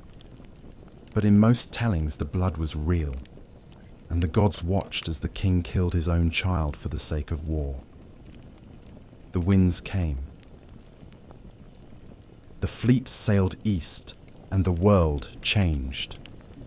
The Greeks set foot on Trojan shores, not as raiders, but as judgment itself. For 10 years they would camp beneath the walls of Ilium, the great city ruled by Priam, defended by his sons, Hector, noble and doomed, Paris, beautiful and weak, Deiphobus, Helenus, and the others. The gods chose sides. Hera, Athena, and Poseidon stood with the Greeks. Aphrodite, Ares, Apollo, and Artemis favored the Trojans. Only Zeus tried to stay above it, but even he would bend, pulled by fate and family. This was not yet the war of Homer's Iliad, which would begin in the 10th year, but the war itself had already begun, not merely with spears and walls, but in the burning of oaths, in the breaking of trust, in the sacrifice of daughters and the judgment of gods. It was a war born not only of love, but of pride, of divine rivalry and mortal vanity, of old curses and deeper fears. And it would end not with victory, but with fire.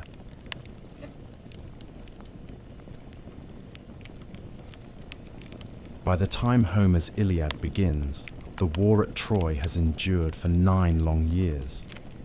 The Greeks, those stern-faced kings who had once come roaring across the Aegean, had settled into a grim rhythm of siege and survival. What had begun in fury and fire became something colder, slower, more desperate. They built black-walled camps along the shore, hauled their ships high upon the sand, and sent out raiding parties day after day, not just to battle, but to feed their armies. The war dragged on like an old wound that would not heal, and both sides felt the infection deepening. The Trojans, safe behind their mighty walls, raised, it was said, by Poseidon himself and the mortal builder Apollo had once served in penance, suffered but endured. The fields outside the city had long been razed. Their allies came from the east and north, Sarpedon of Lycia, Memnon of Ethiopia, and others, bringing new life to an old cause. And yet the Greeks would not leave, not without Helen. Pride held them there as much as oaths. The war had become a matter of legacy. But war does not live in walls and ships. It lives in the hearts of men. And in this war, 2 hearts burned hotter than the rest. Agamemnon, king of kings, stern and imperial, and Achilles, son of Thetis and Peleus, unmatched in battle, fated to die young, and determined to make that death matter. The quarrel between these two would shatter the fragile Greek alliance. It began, as so many quarrels do, over a woman. In one of many raids, the Greeks had taken captives. Among them were Chryseis, daughter of a priest of Apollo, and Briseis, a princess of Lyrnessus. Chryseis was awarded to Agamemnon, Briseis to Achilles. When Chryseis' father came to ransom her, bearing golden gifts and reverent words, Agamemnon scorned him. The old man prayed to Apollo, and the god answered not with fire from the sky, but with plague, a silent killer that passed from beast to man, filling the air with death. The prophet Calchas, at last, revealed the truth.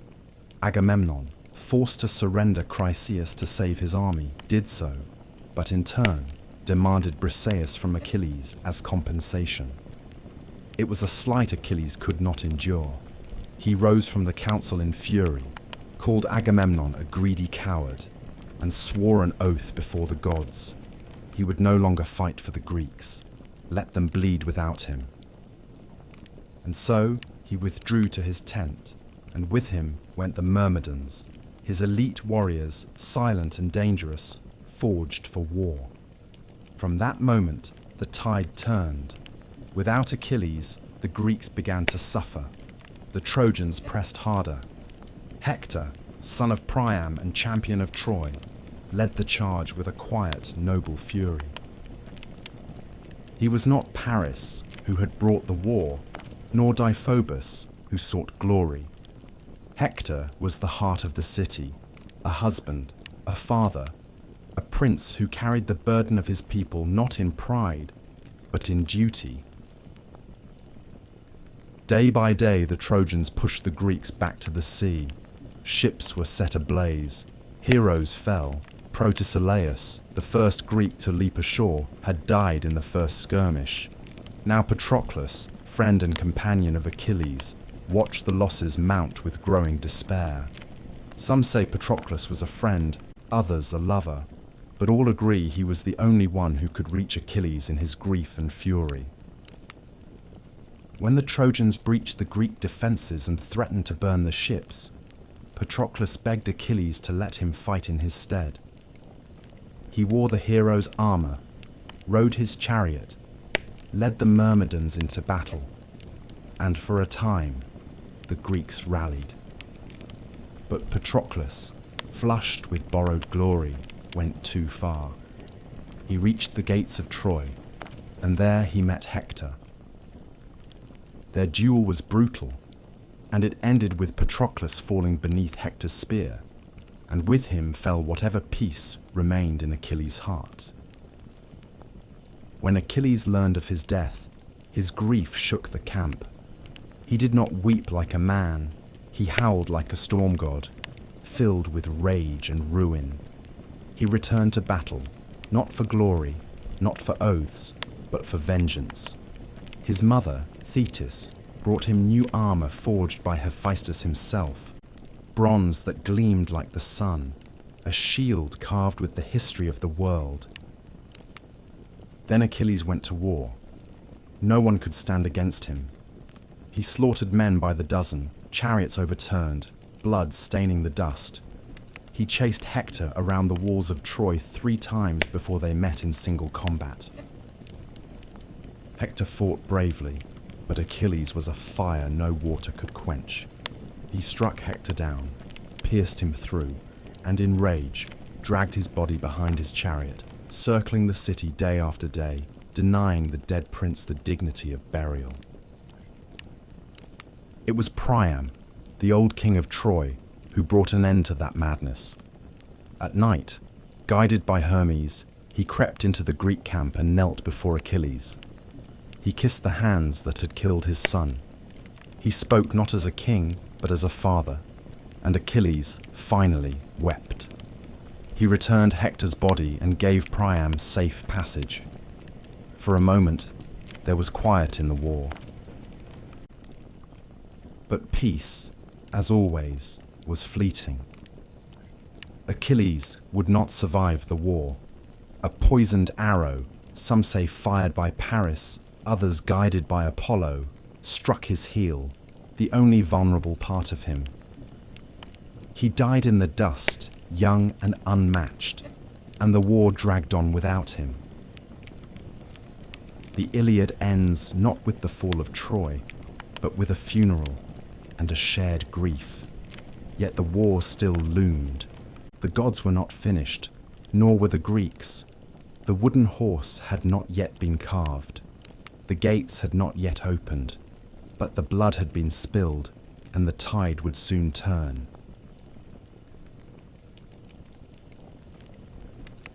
The war had bled the land dry. 10 years of siege had turned warriors into husks, kings into ghosts, and heroes into memories. Troy, once golden, stood behind its walls like an old lion surrounded by wolves. The sons of Priam had fallen one by one. Hector, the shield of the city, laid low by Achilles. Troilus, struck down while still a boy. Polydorus, slaughtered in betrayal.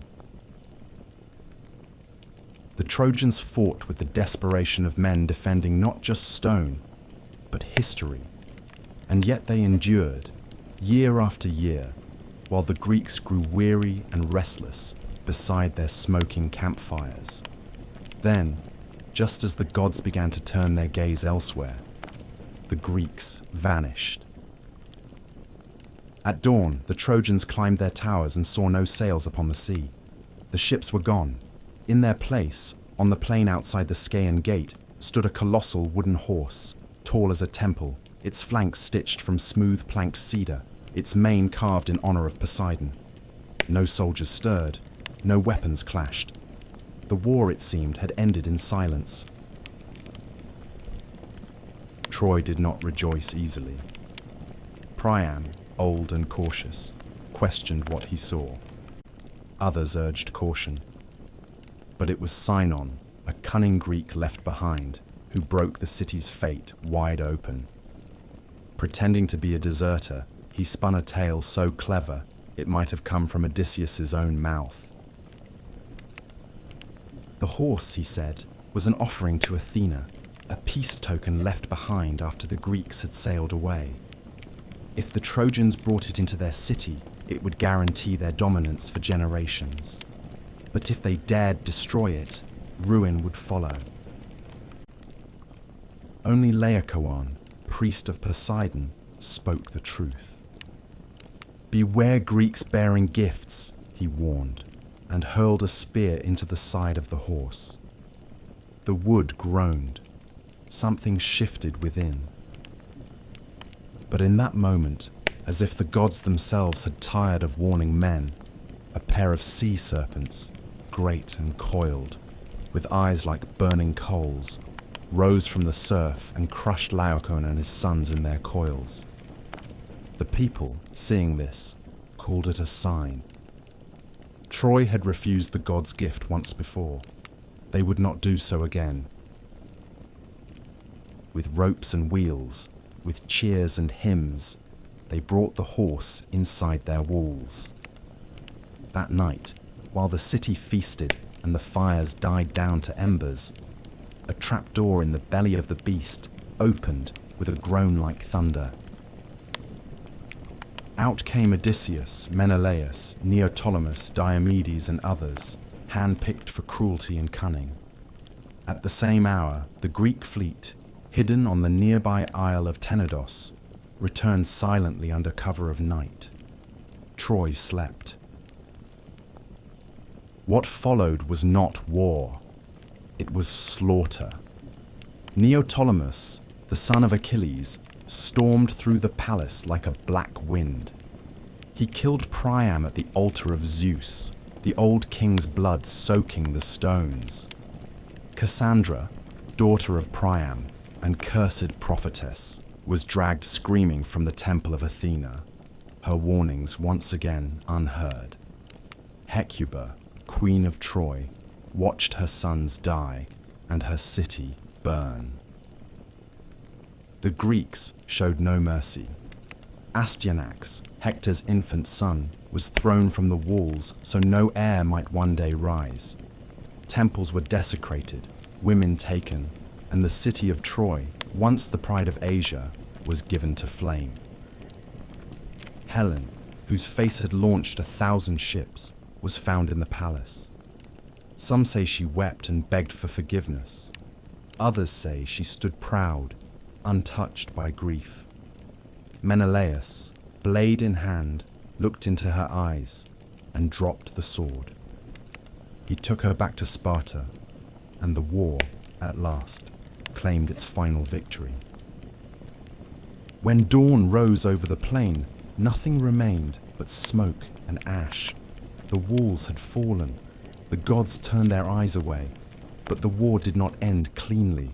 The victors carried their own curses. Ajax the Lesser, who raped Cassandra in Athena's temple, was drowned at sea. Agamemnon, returning home with Cassandra as a concubine, was murdered in his bath by his wife Clytemnestra. The house of Atreus bled on. Menelaus and Helen returned to Sparta, but their names were never clean again. Diomedes, Nestor, and others wandered into obscurity or exile. Odysseus, cursed by Poseidon, would not see home for 10 long years. His tale, a winding odyssey of shipwreck and monsters, would become its own legend, shaped by gods and loss.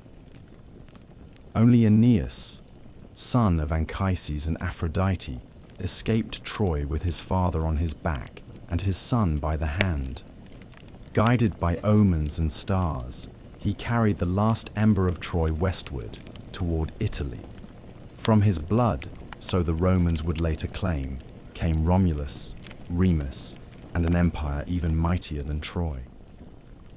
The fall of Troy was not just the end of a city, it was the end of an age, the heroic age, where men dined with gods, where glory mattered more than peace, and where fate was carved into flesh and stone. The wooden horse, the fire, the betrayal, the mourning women. These were the final notes of a song that began with an apple and ended in ruin. The walls that had defied 10 years of siege fell in a single night, and the ashes of Troy drifted out to sea, borne on winds that did not care who had won.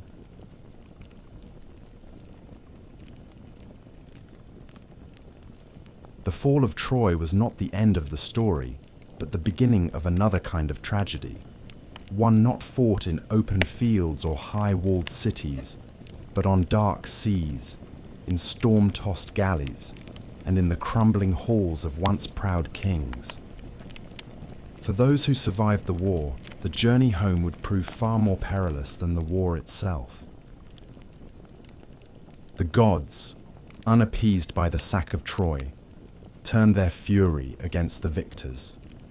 The winds that had once carried them to war now scattered them like leaves across the face of the world. Agamemnon, the High King, returned first, or so it seemed. He sailed with Cassandra, the Trojan prophetess taken as a concubine, and brought with him spoils, stories, and the shadow of a crime. The gods had not forgotten the sacrifice of Iphigenia, his daughter, slain to appease Artemis before the war began. And in Mycenae, Clytemnestra, queen, mother, and widow in all but name, had not forgotten either.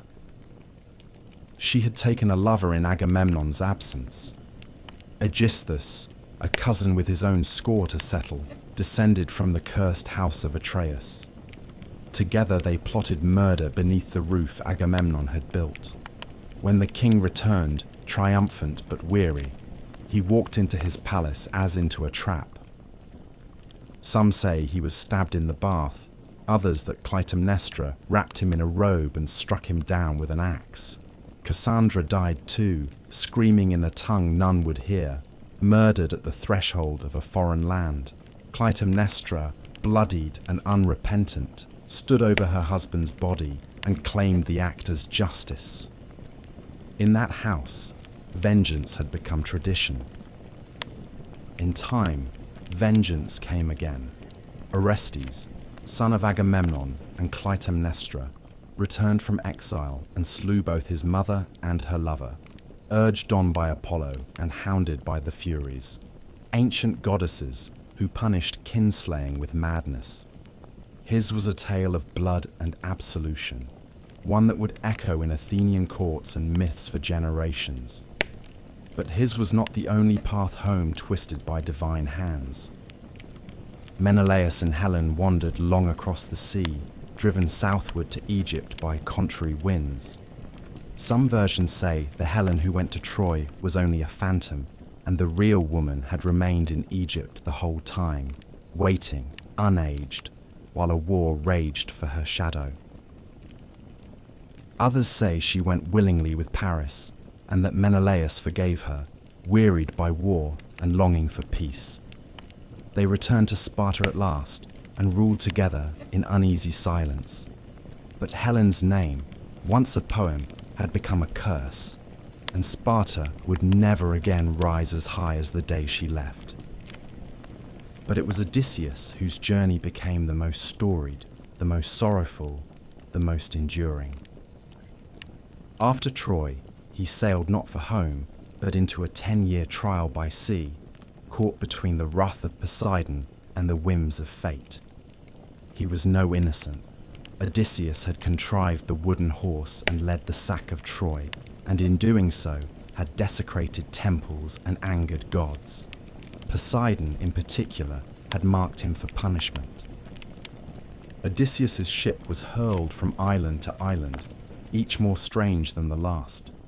He blinded Polyphemus, the Cyclops son of Poseidon, escaping with the clever name of Nobody. He dallied with Circe, the sorceress who turned his men into swine, and with Calypso, the sea nymph who kept him as a lover for 7 long years. He journeyed to the edge of the underworld, spoke with the dead, and heard the song of the sirens, tied to the mast while his crew rode with ears plugged by wax. He sailed between Scylla and Charybdis, lost all his men to storm and folly, and at last washed ashore, alone, on the island of the Phaeacians, who, moved by his tale, gave him a ship and safe passage at last. He returned to Ithaca in rags and silence, his beard long, his eyes cold. There, in his absence, suitors had overrun his house, feasting and plotting to marry his wife Penelope, who had waited, weaving and unweaving the same shroud by candlelight. Odysseus, with the help of his son Telemachus, his loyal swineherd, and the bow only he could string, slew the suitors one by one. Blood filled the great hall. Peace returned, but only for a time. The cycle of war and vengeance was never far behind. Many others fared worse. Ajax the Lesser was struck down by Athena for his crimes. Diomedes, though valiant in war, returned to find his wife unfaithful, and his city turned against him. He wandered west, founding cities, fading into legend. Philoctetes, who had slain Paris with Heracles' bow, found no welcome home and became a wanderer. Neoptolemus, the son of Achilles, was killed in Delphi, cut down at Apollo's altar, perhaps in penance for the blood he spilled at Troy. The Trojan War had promised glory. It had delivered only ashes. The heroes who had once stood shoulder to shoulder beneath the walls of Ilium returned to broken homes, bitter wives, hostile gods, and the hollow echo of songs that no longer matched the truth. In the end, there were no victors, only survivors. Before the walls of Troy ever stood, before heroes raised shields or ships touched the wine-dark sea, there was a deeper current of power, older than man, older even than war, the rule of the gods. Their stories are often whispered beneath the tales of mortals, but it was the Olympians who wove the very fabric of fate. And it was not always they who ruled.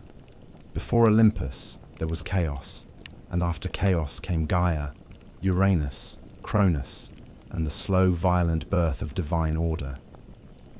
The age of the Titans had ended with fire and thunder. Zeus, youngest of Cronus's children, had risen against his father, freed his siblings from the belly of the sky god, and cast the Titans into the black pit of Tartarus.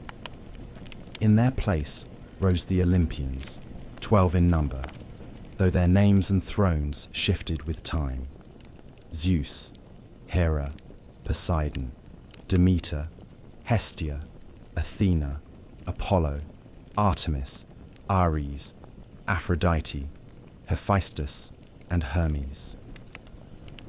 Upon Mount Olympus, they built a new order, not kinder than the one before, but shrewder, more complex, and far more entangled with the fates of mortals. Zeus ruled from his golden throne, the thunderbolt always within reach, his voice law among gods and men. But his rule was not born solely from strength. He was a king who understood alliances, who rewarded loyalty and punished betrayal. He divided the world among his brothers, the sky for himself, the sea to Poseidon, and the underworld to Hades. Earth and Olympus they shared in uneasy balance. Around him, the new pantheon took shape. Hera, his sister and queen, reigned as goddess of marriage and childbirth, though her days were spent in fury and suspicion, for Zeus was never faithful. His liaisons were countless, with goddesses, nymphs, and mortal women alike, each union producing children who would rattle the world: Heracles, Perseus, Helen, Minos, and many more. Hera, ever watchful, punished his lovers and their offspring with wrath both cold and enduring. Beside them stood Athena, born not from a womb, but from Zeus's own skull, fully formed and armored, the goddess of wisdom and warcraft. She favored mortals who used cleverness over brute force, Odysseus above all, and guided cities like Athens to flourish under law and reason. Unlike Ares, who delighted in slaughter, Athena's warfare was disciplined and precise. Her presence marked the Olympian era as one of intellect as much as strength. Apollo and Artemis, twin children of Leto, brought light and shadow in equal measure. Apollo, golden-haired and radiant, ruled over prophecy, music, and healing. He claimed the oracle at Delphi, speaking in riddles through the Pythia, shaping kings and battles with a few cryptic words. Yet he could also bring plague, as he did upon the Achaeans at Troy. Artemis, his sister, roamed the forests untouched by men, a huntress and protector of wild things. She asked no permission and gave no forgiveness to those who trespassed her sacred groves. Demeter, goddess of the harvest, kept the earth fertile, except when her daughter Persephone was taken by Hades. In her grief, Demeter let the crops wither, and from her sorrow, the seasons were born. Her myth echoed through every field, every cold winter and warm spring, a cycle of mourning and return. Aphrodite, said by some to have risen from the sea foam where Uranus's severed flesh fell, ruled love and desire. Her beauty stirred both gods and mortals to madness. She bound men's hearts to ruin and pleasure alike.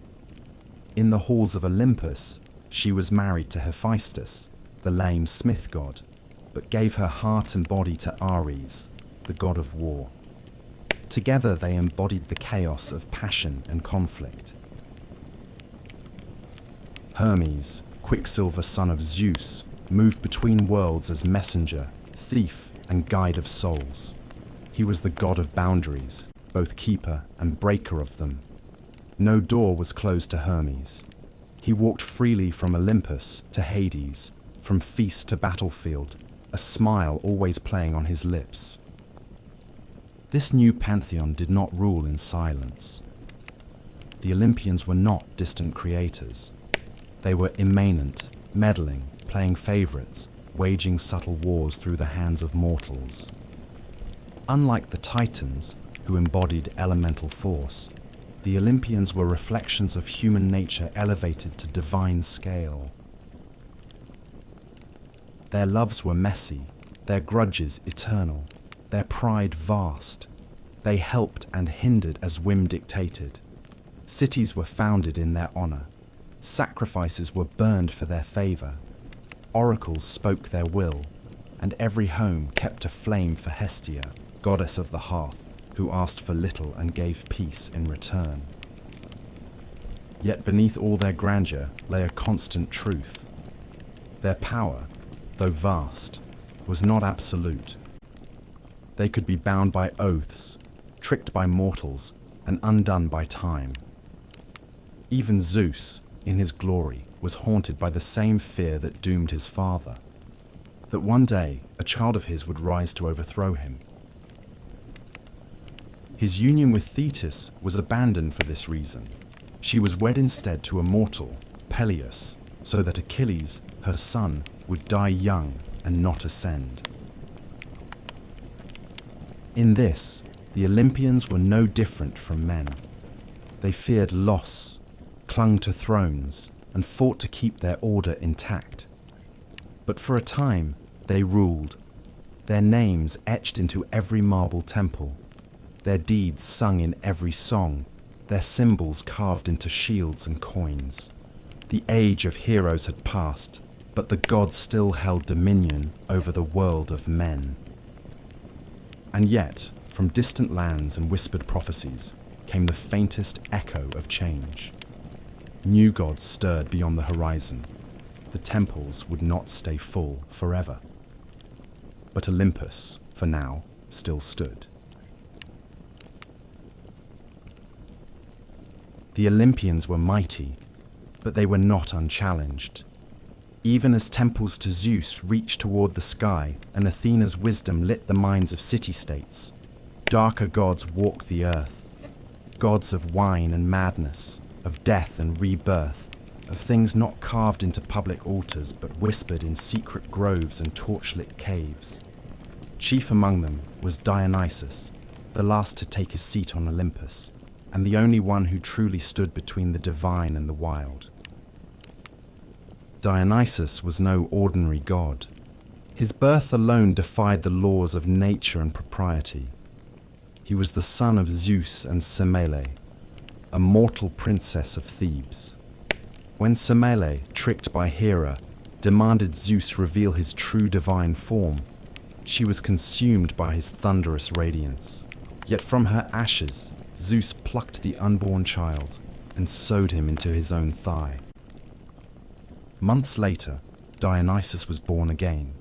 Twice born, they would call him. And from the moment of his second birth, his path was unlike any other Olympian's. He was raised not on Olympus, but in far corners of the world, among nymphs in Nysa, in the caves of India, in the company of satyrs and maenads. He wandered, not ruling from a throne, but roaming with flute and vine, his train of revelers trailing behind in ecstatic dance. Where he walked, vineyards bloomed and reason faltered. He was not merely the god of wine, but of alteration, of the thin, sacred line between civilization and chaos, between ecstasy and insanity. He inspired joy, yes, but also frenzy, and in frenzy, men and women alike might forget who they were. His arrival in Greece was not without resistance. Cities mocked his rites. Kings barred his worship. One by one, he punished them. In Thebes, his mother's homeland, the young god returned disguised, his followers stirring unrest with drums and cries. Pentheus, the rigid king, tried to suppress the madness. He arrested Dionysus, scoffed at the wild rites, and sought to spy on the women of the hills. But the god lured him into the woods dressed as a woman, and there, in a trance of divine madness, his own mother, Agave, led the Maenads in tearing him limb from limb.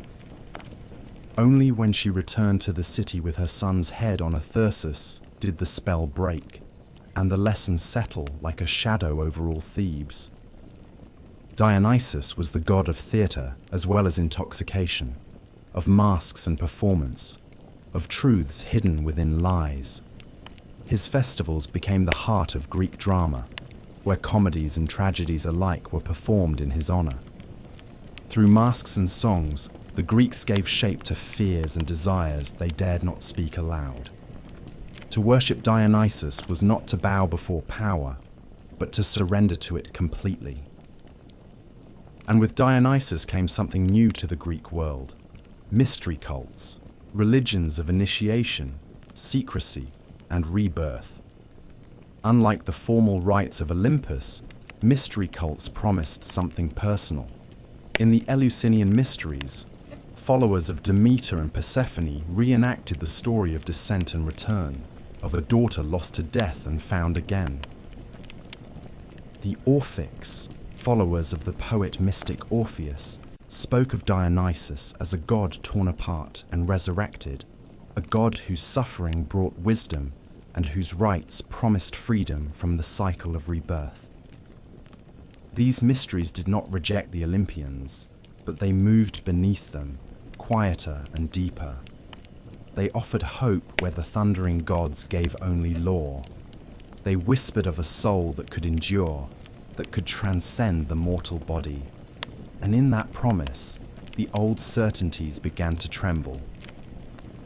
Even on Olympus, the cracks began to show. The gods feuded more bitterly. Ares and Athena vied for the hearts of warriors. Apollo fell in love too often and too fatally. Hyacinthus, Daphne, Coronis, leaving death and transformation in his wake. Aphrodite, jealous and capricious, punished mortals for the very desire she stirred. The gods began to resemble the mortals they ruled, proud, fickle, wounded, and lost. In Dionysus, the Olympian order met its mirror and its undoing. He was divine, and yet lived as a wanderer. He brought joy, yet left madness.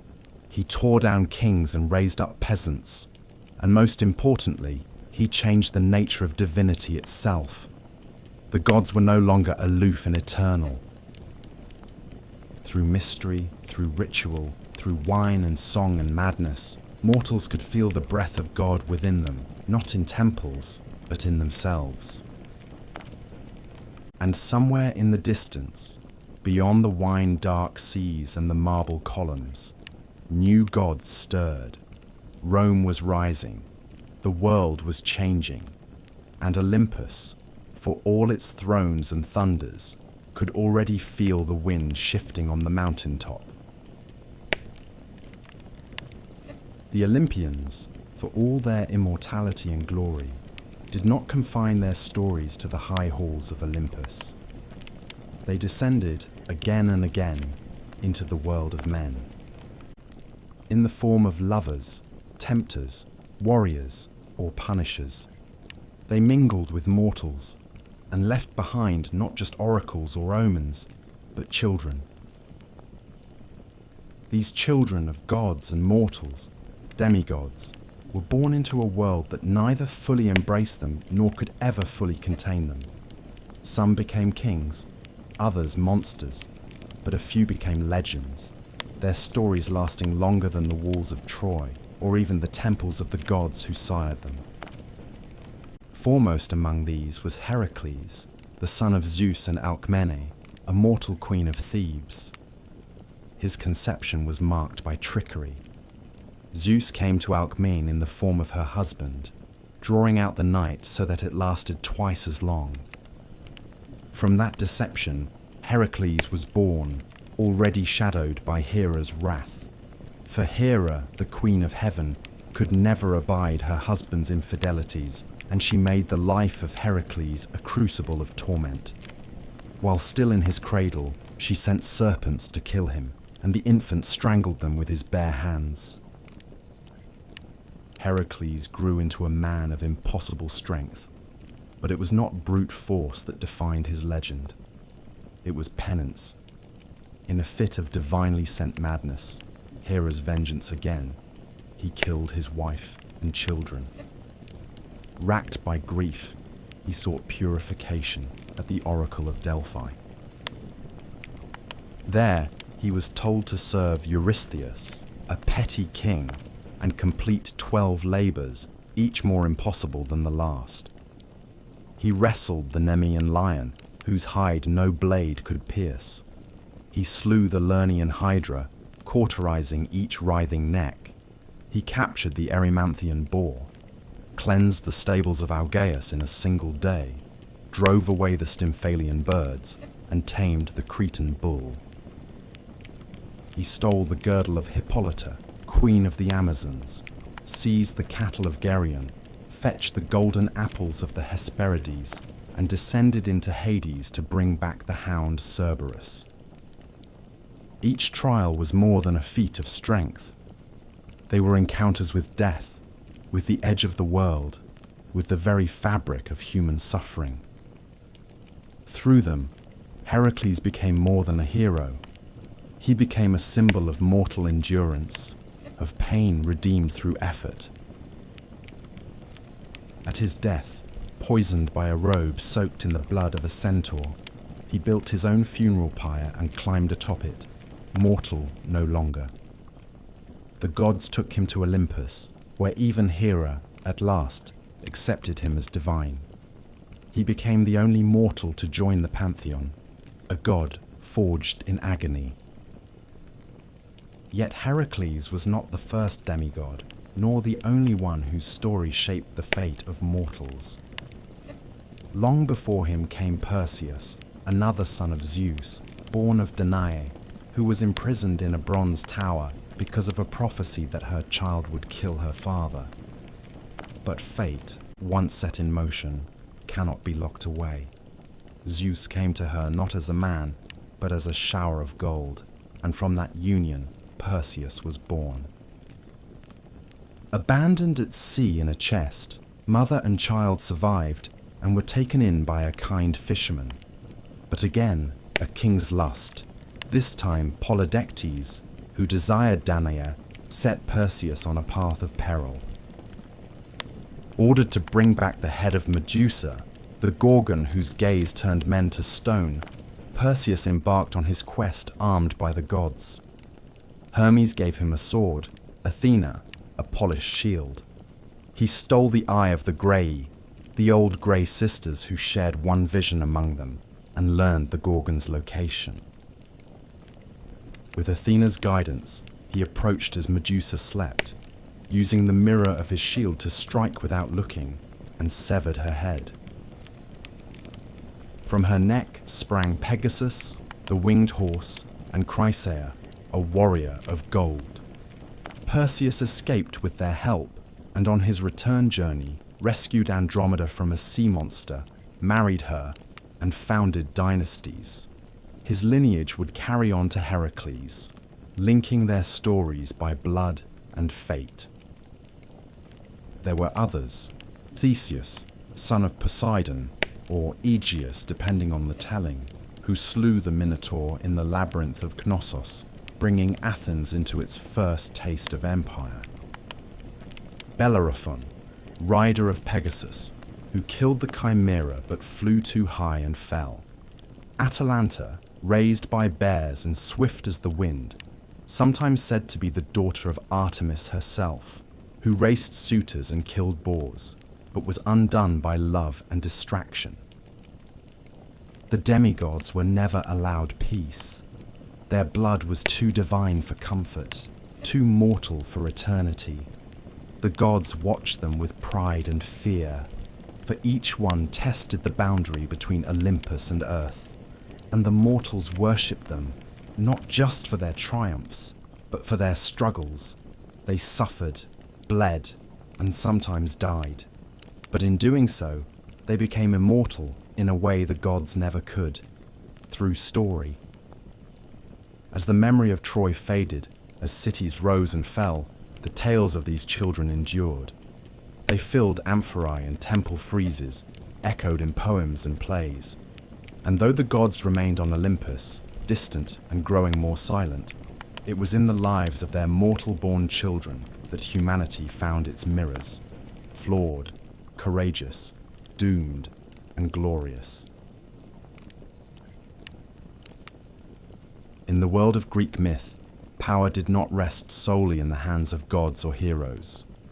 There was something older still, something deeper, humming beneath every choice and every death, every victory and every sorrow. Fate. It was not a god, though the gods themselves feared it. It was not a law, though it governed even the divine. Fate was a truth, a force like gravity, unseen but inescapable, woven into the bones of the world.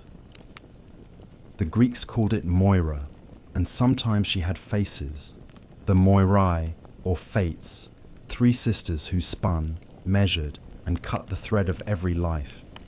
Clotho spun the thread, Lachesis measured its length, and Atropos, the one who could not be turned, cut it when the time came. Even Zeus, king of Olympus, was bound by their decisions. He might thunder and plead, but if Atropos raised her shears, no power in heaven or earth could stay her hand. And so, if fate ruled all, what hope had man?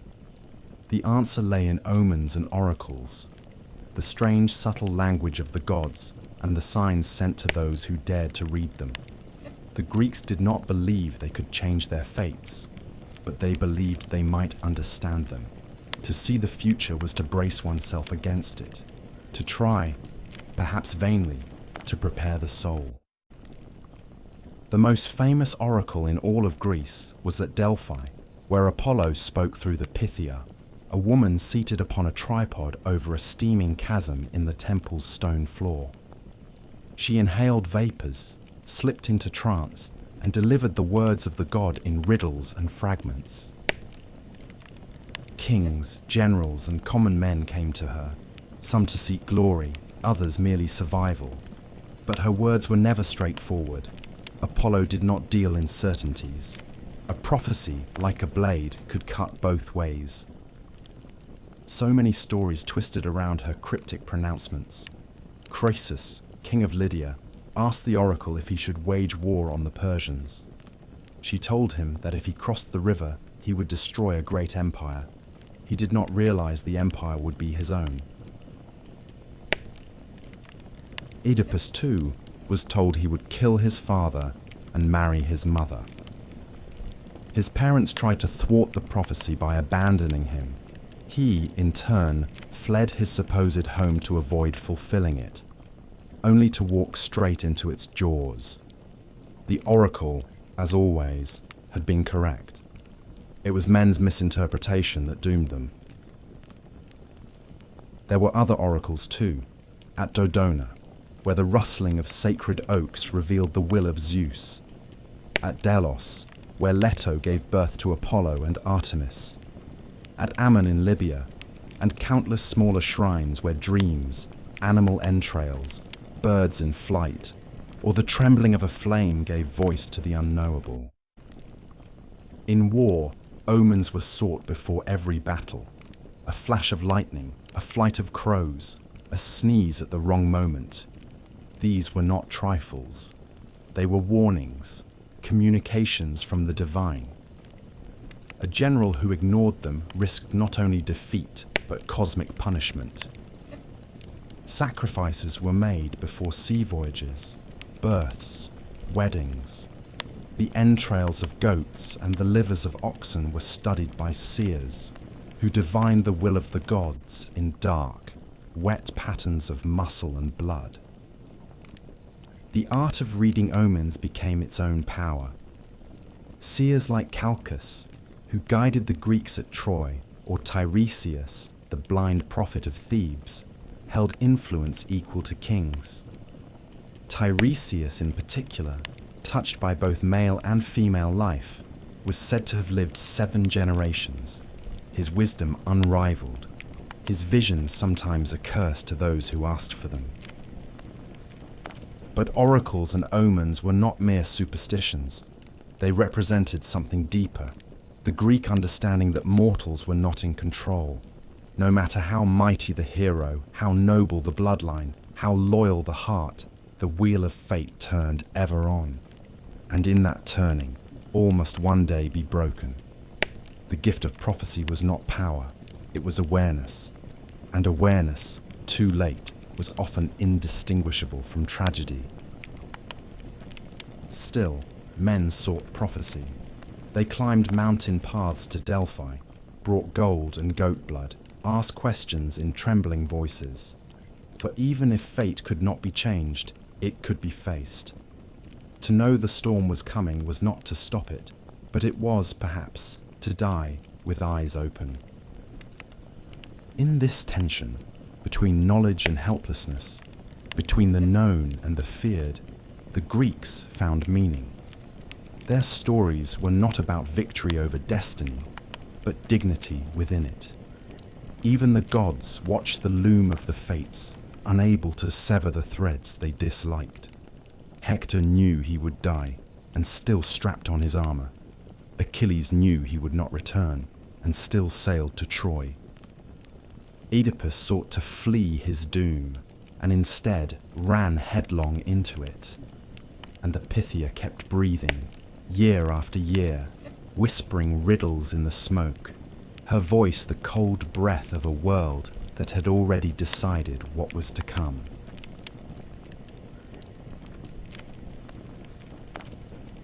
To the ancient Greeks, death was not the end of story, but merely the end of breath.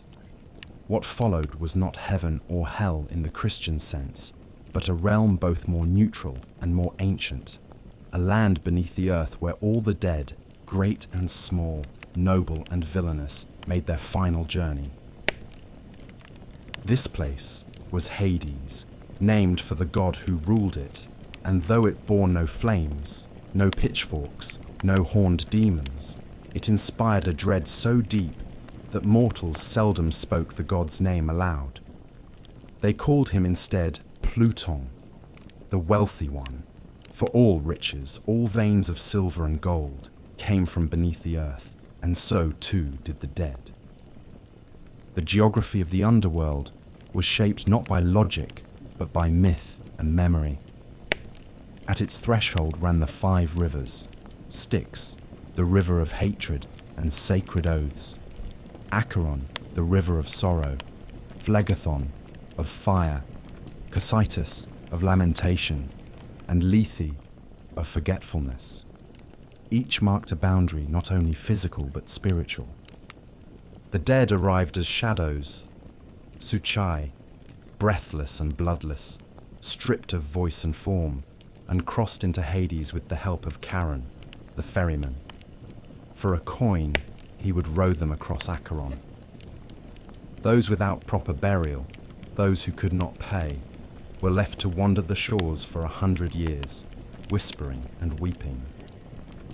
Upon entry, the souls were met by Cerberus, the 3-headed hound who kept the dead in and the living out. Beyond him stretched the plains of Asphodel, grey and dim, where most souls drifted in forgetful silence, murmuring like dry leaves. But not all fates were equal. The underworld had its judges, Minos, Rhadamanthus, and Iarchus, who weighed each soul. The truly wicked were cast into Tartarus, a chasm of torment deeper than even the Titan's prison, where oath-breakers, murderers, and traitors suffered torments crafted to mirror their crimes. Sisyphus rolled his stone, Tantalus thirsted forever beside unreachable water, and Ixion spun upon his fiery wheel. The rare few deemed worthy of reward passed to the Elysian fields, a paradise of soft winds, green meadows, and perpetual spring. There, heroes might linger in comfort, their memories intact, their deeds honored. Still fewer souls might choose to be reborn, passing through the river Lethe to forget their past lives, beginning the cycle anew. In later mystery religions, a soul might even hope to escape the wheel entirely and ascend to the stars, but such fates were rare and uncertain. At the heart of this realm stood Hades, stern and silent, a king without vanity. He did not seek worship, did not interfere in the affairs of mortals. He simply ruled, and he ruled absolutely. His realm did not change, and he preferred it that way. He was not evil, as later myths would paint him, but immovable, indifferent, the shadow cast by Zeus's storm and Poseidon's tide. And by his side stood Persephone, queen of the underworld, whose story, perhaps more than any other, reveals the strange duality of death in Greek thought. Persephone was the daughter of Demeter, goddess of the harvest. One spring day, as she gathered flowers, the earth split open, and Hades rose in his chariot. He took her, swiftly and without consent, down into his realm. Demeter, in her grief, let the earth wither, Crops failed, rivers dried, famine swept across the land. No prayer could sway her. She would not let the world grow green again until her daughter was returned. At last, Zeus sent Hermes to retrieve Persephone. But because she had eaten pomegranate seeds, 6 of them, or perhaps just 1, she was bound to Hades. The compromise became a myth for the seasons. Persephone would spend part of the year in the underworld, and during those months, Demeter would grieve and the world would grow cold. When Persephone returned, the earth would bloom. Life and death became a cycle, not a sentence. Over time, Persephone's role evolved. No longer merely a captive, she became a ruler in her own right. A queen of mysteries who walked among the shades with quiet authority. In the Eleusinian mysteries, the great secret rites held outside Athens, her descent and return were reenacted each year, promising not only the return of the grain, but the hope of renewal for the soul. The underworld was not entirely sealed. A few mortals journeyed there and lived to tell of it. Orpheus sang his way past Cerberus and charmed Hades and Persephone, only to lose Eurydice with a backward glance. Heracles brought Cerberus to the surface. Odysseus, guided by Circe, sacrificed to the dead and called up the ghosts of Tiresias, Achilles, Agamemnon. Each one told him that death was not glorious, only final.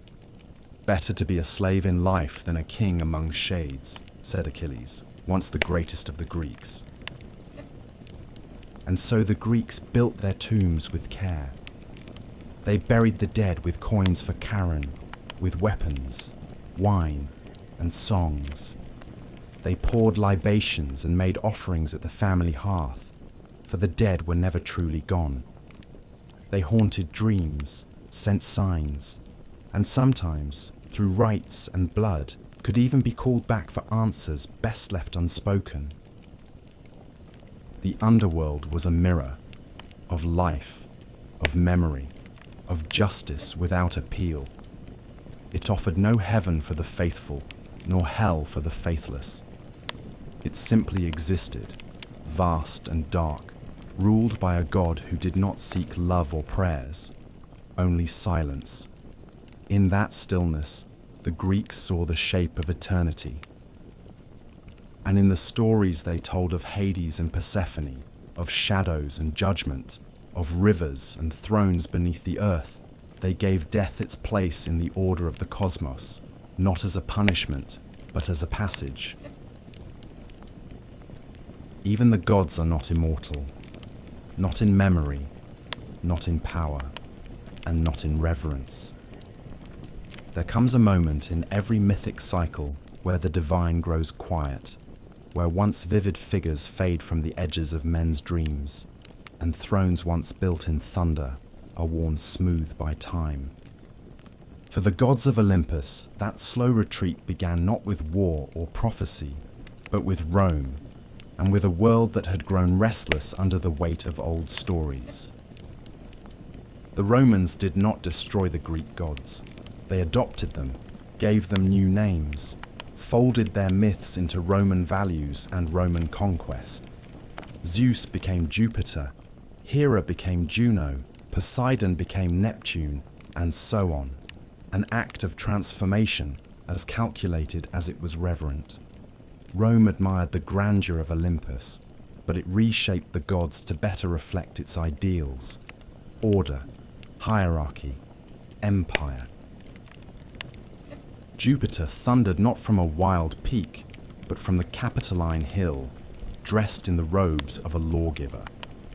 The wildness of Dionysus became the cultured Bacchus, and Athena's fierce independence softened in the civic wisdom of Minerva. In literature, the myths lived on. Ovid, in his Metamorphoses, retold the old tales in golden Latin, often with irony, always with poetic grace. Virgil, in the Aeneid, made the gods instruments of fate, pulling strings behind Rome's founding. but something had shifted. In Homer, the gods strode the battlefield, naked in their passions, visible in the dust and blood. In Roman myth, they had become symbolic, distant, politicized. They no longer intervened as freely. They had become themes more than presences. And as the empire expanded, so too did its encounters with new gods and ideas. From the east came Mithras, a deity born from stone, slayer of cosmic bulls. From Egypt came Isis, mother of magic and life, wrapped in silks and secrets. From Judea came a single, invisible god, one who forbade images, scorned idols, and made no room for divine siblings or thunder-wielding kings. These new cults did not simply compete with the Olympians. They undermined the entire architecture of Greek belief. Where the old gods ruled by appetite and hierarchy, these new faiths offered moral clarity, unity, and salvation. At the same time, philosophy began to erode the mythic world from within. Thinkers like Xenophanes had long mocked the idea of gods shaped in the image of men, arguing that if oxen had gods, they too would look bovine. Plato admired the beauty of myth, but cast doubt on its literal truth, suggesting the gods must be perfect and good, not the jealous, lustful figures who bickered on Olympus. Epicurus declared that the gods existed but took no interest in human affairs, and that fear of divine punishment was a superstition to be cast off. Even Stoicism, with its stern ethical code, saw divinity not in figures, but in reason itself, the logos that governed all. By the time the imperial cult arose, when emperors were declared divine and altars were built to mortal men, the line between myth and politics had frayed entirely. The gods of old became symbols, their temples kept more for tradition than belief. Farmers still left offerings to Demeter, and sailors still prayed to Poseidon, but fewer truly believed the gods walked among them. The flame on Olympus had not yet gone out, but it flickered low. And then came the final blow, not from a rival cult, but from a revolution of faith. Christianity, once a fringe sect of persecuted believers, began to spread across the empire, carried not by sword, but by word. Its God was unseen, singular, and omnipotent. Its stories were not of lovers and vengeance, but of sin and salvation. In time, its temples replaced the old ones. Its hymns drowned out the liars. Its priests denounced the Olympians as demons or fictions. By the reign of Theodosius I, pagan temples were closed by law, the Olympic Games abolished, and the rites of sacrifice outlawed. The gods did not resist. There was no final war between Zeus and Christ, no divine siege of Jerusalem or Rome. The Olympians simply faded, like the last light of a long day. Their statues stood weathered and silent. Their altars went cold. The marble columns cracked, and ivy crept up where priests once stood.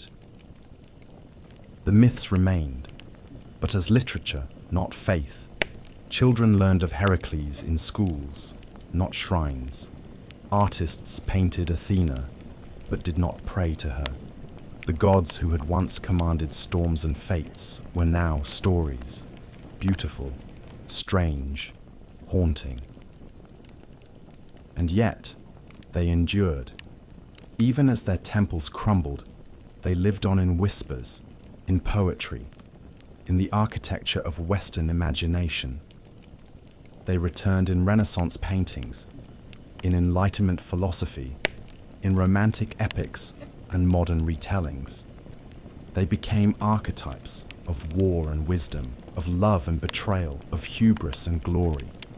The Greeks had given them human faces, and in doing so had made them eternal in a different way. Though the temples fell and the oracles fell silent, the myths of Olympus did not die. They became echoes, faint at first, like a distant lyre strummed in the wind, then louder as time passed, and the world once again began to listen. For myths, unlike kingdoms, are not bound by stone and sword. They endure in the realm of imagination, and there the gods have always found a way to return. During the long centuries of Christian dominance in Europe, the gods were not worshipped, but neither were they forgotten. Monks and scholars copied ancient texts, sometimes grudgingly, preserving Homer and Hesiod, Euripides and Sophocles, even as they condemned the beliefs these works once sustained. The old stories survived not in temples but in libraries, tucked between sermons and treatises, waiting. And then came the Renaissance, that great turning of the wheel, when Europe looked backward to move forward.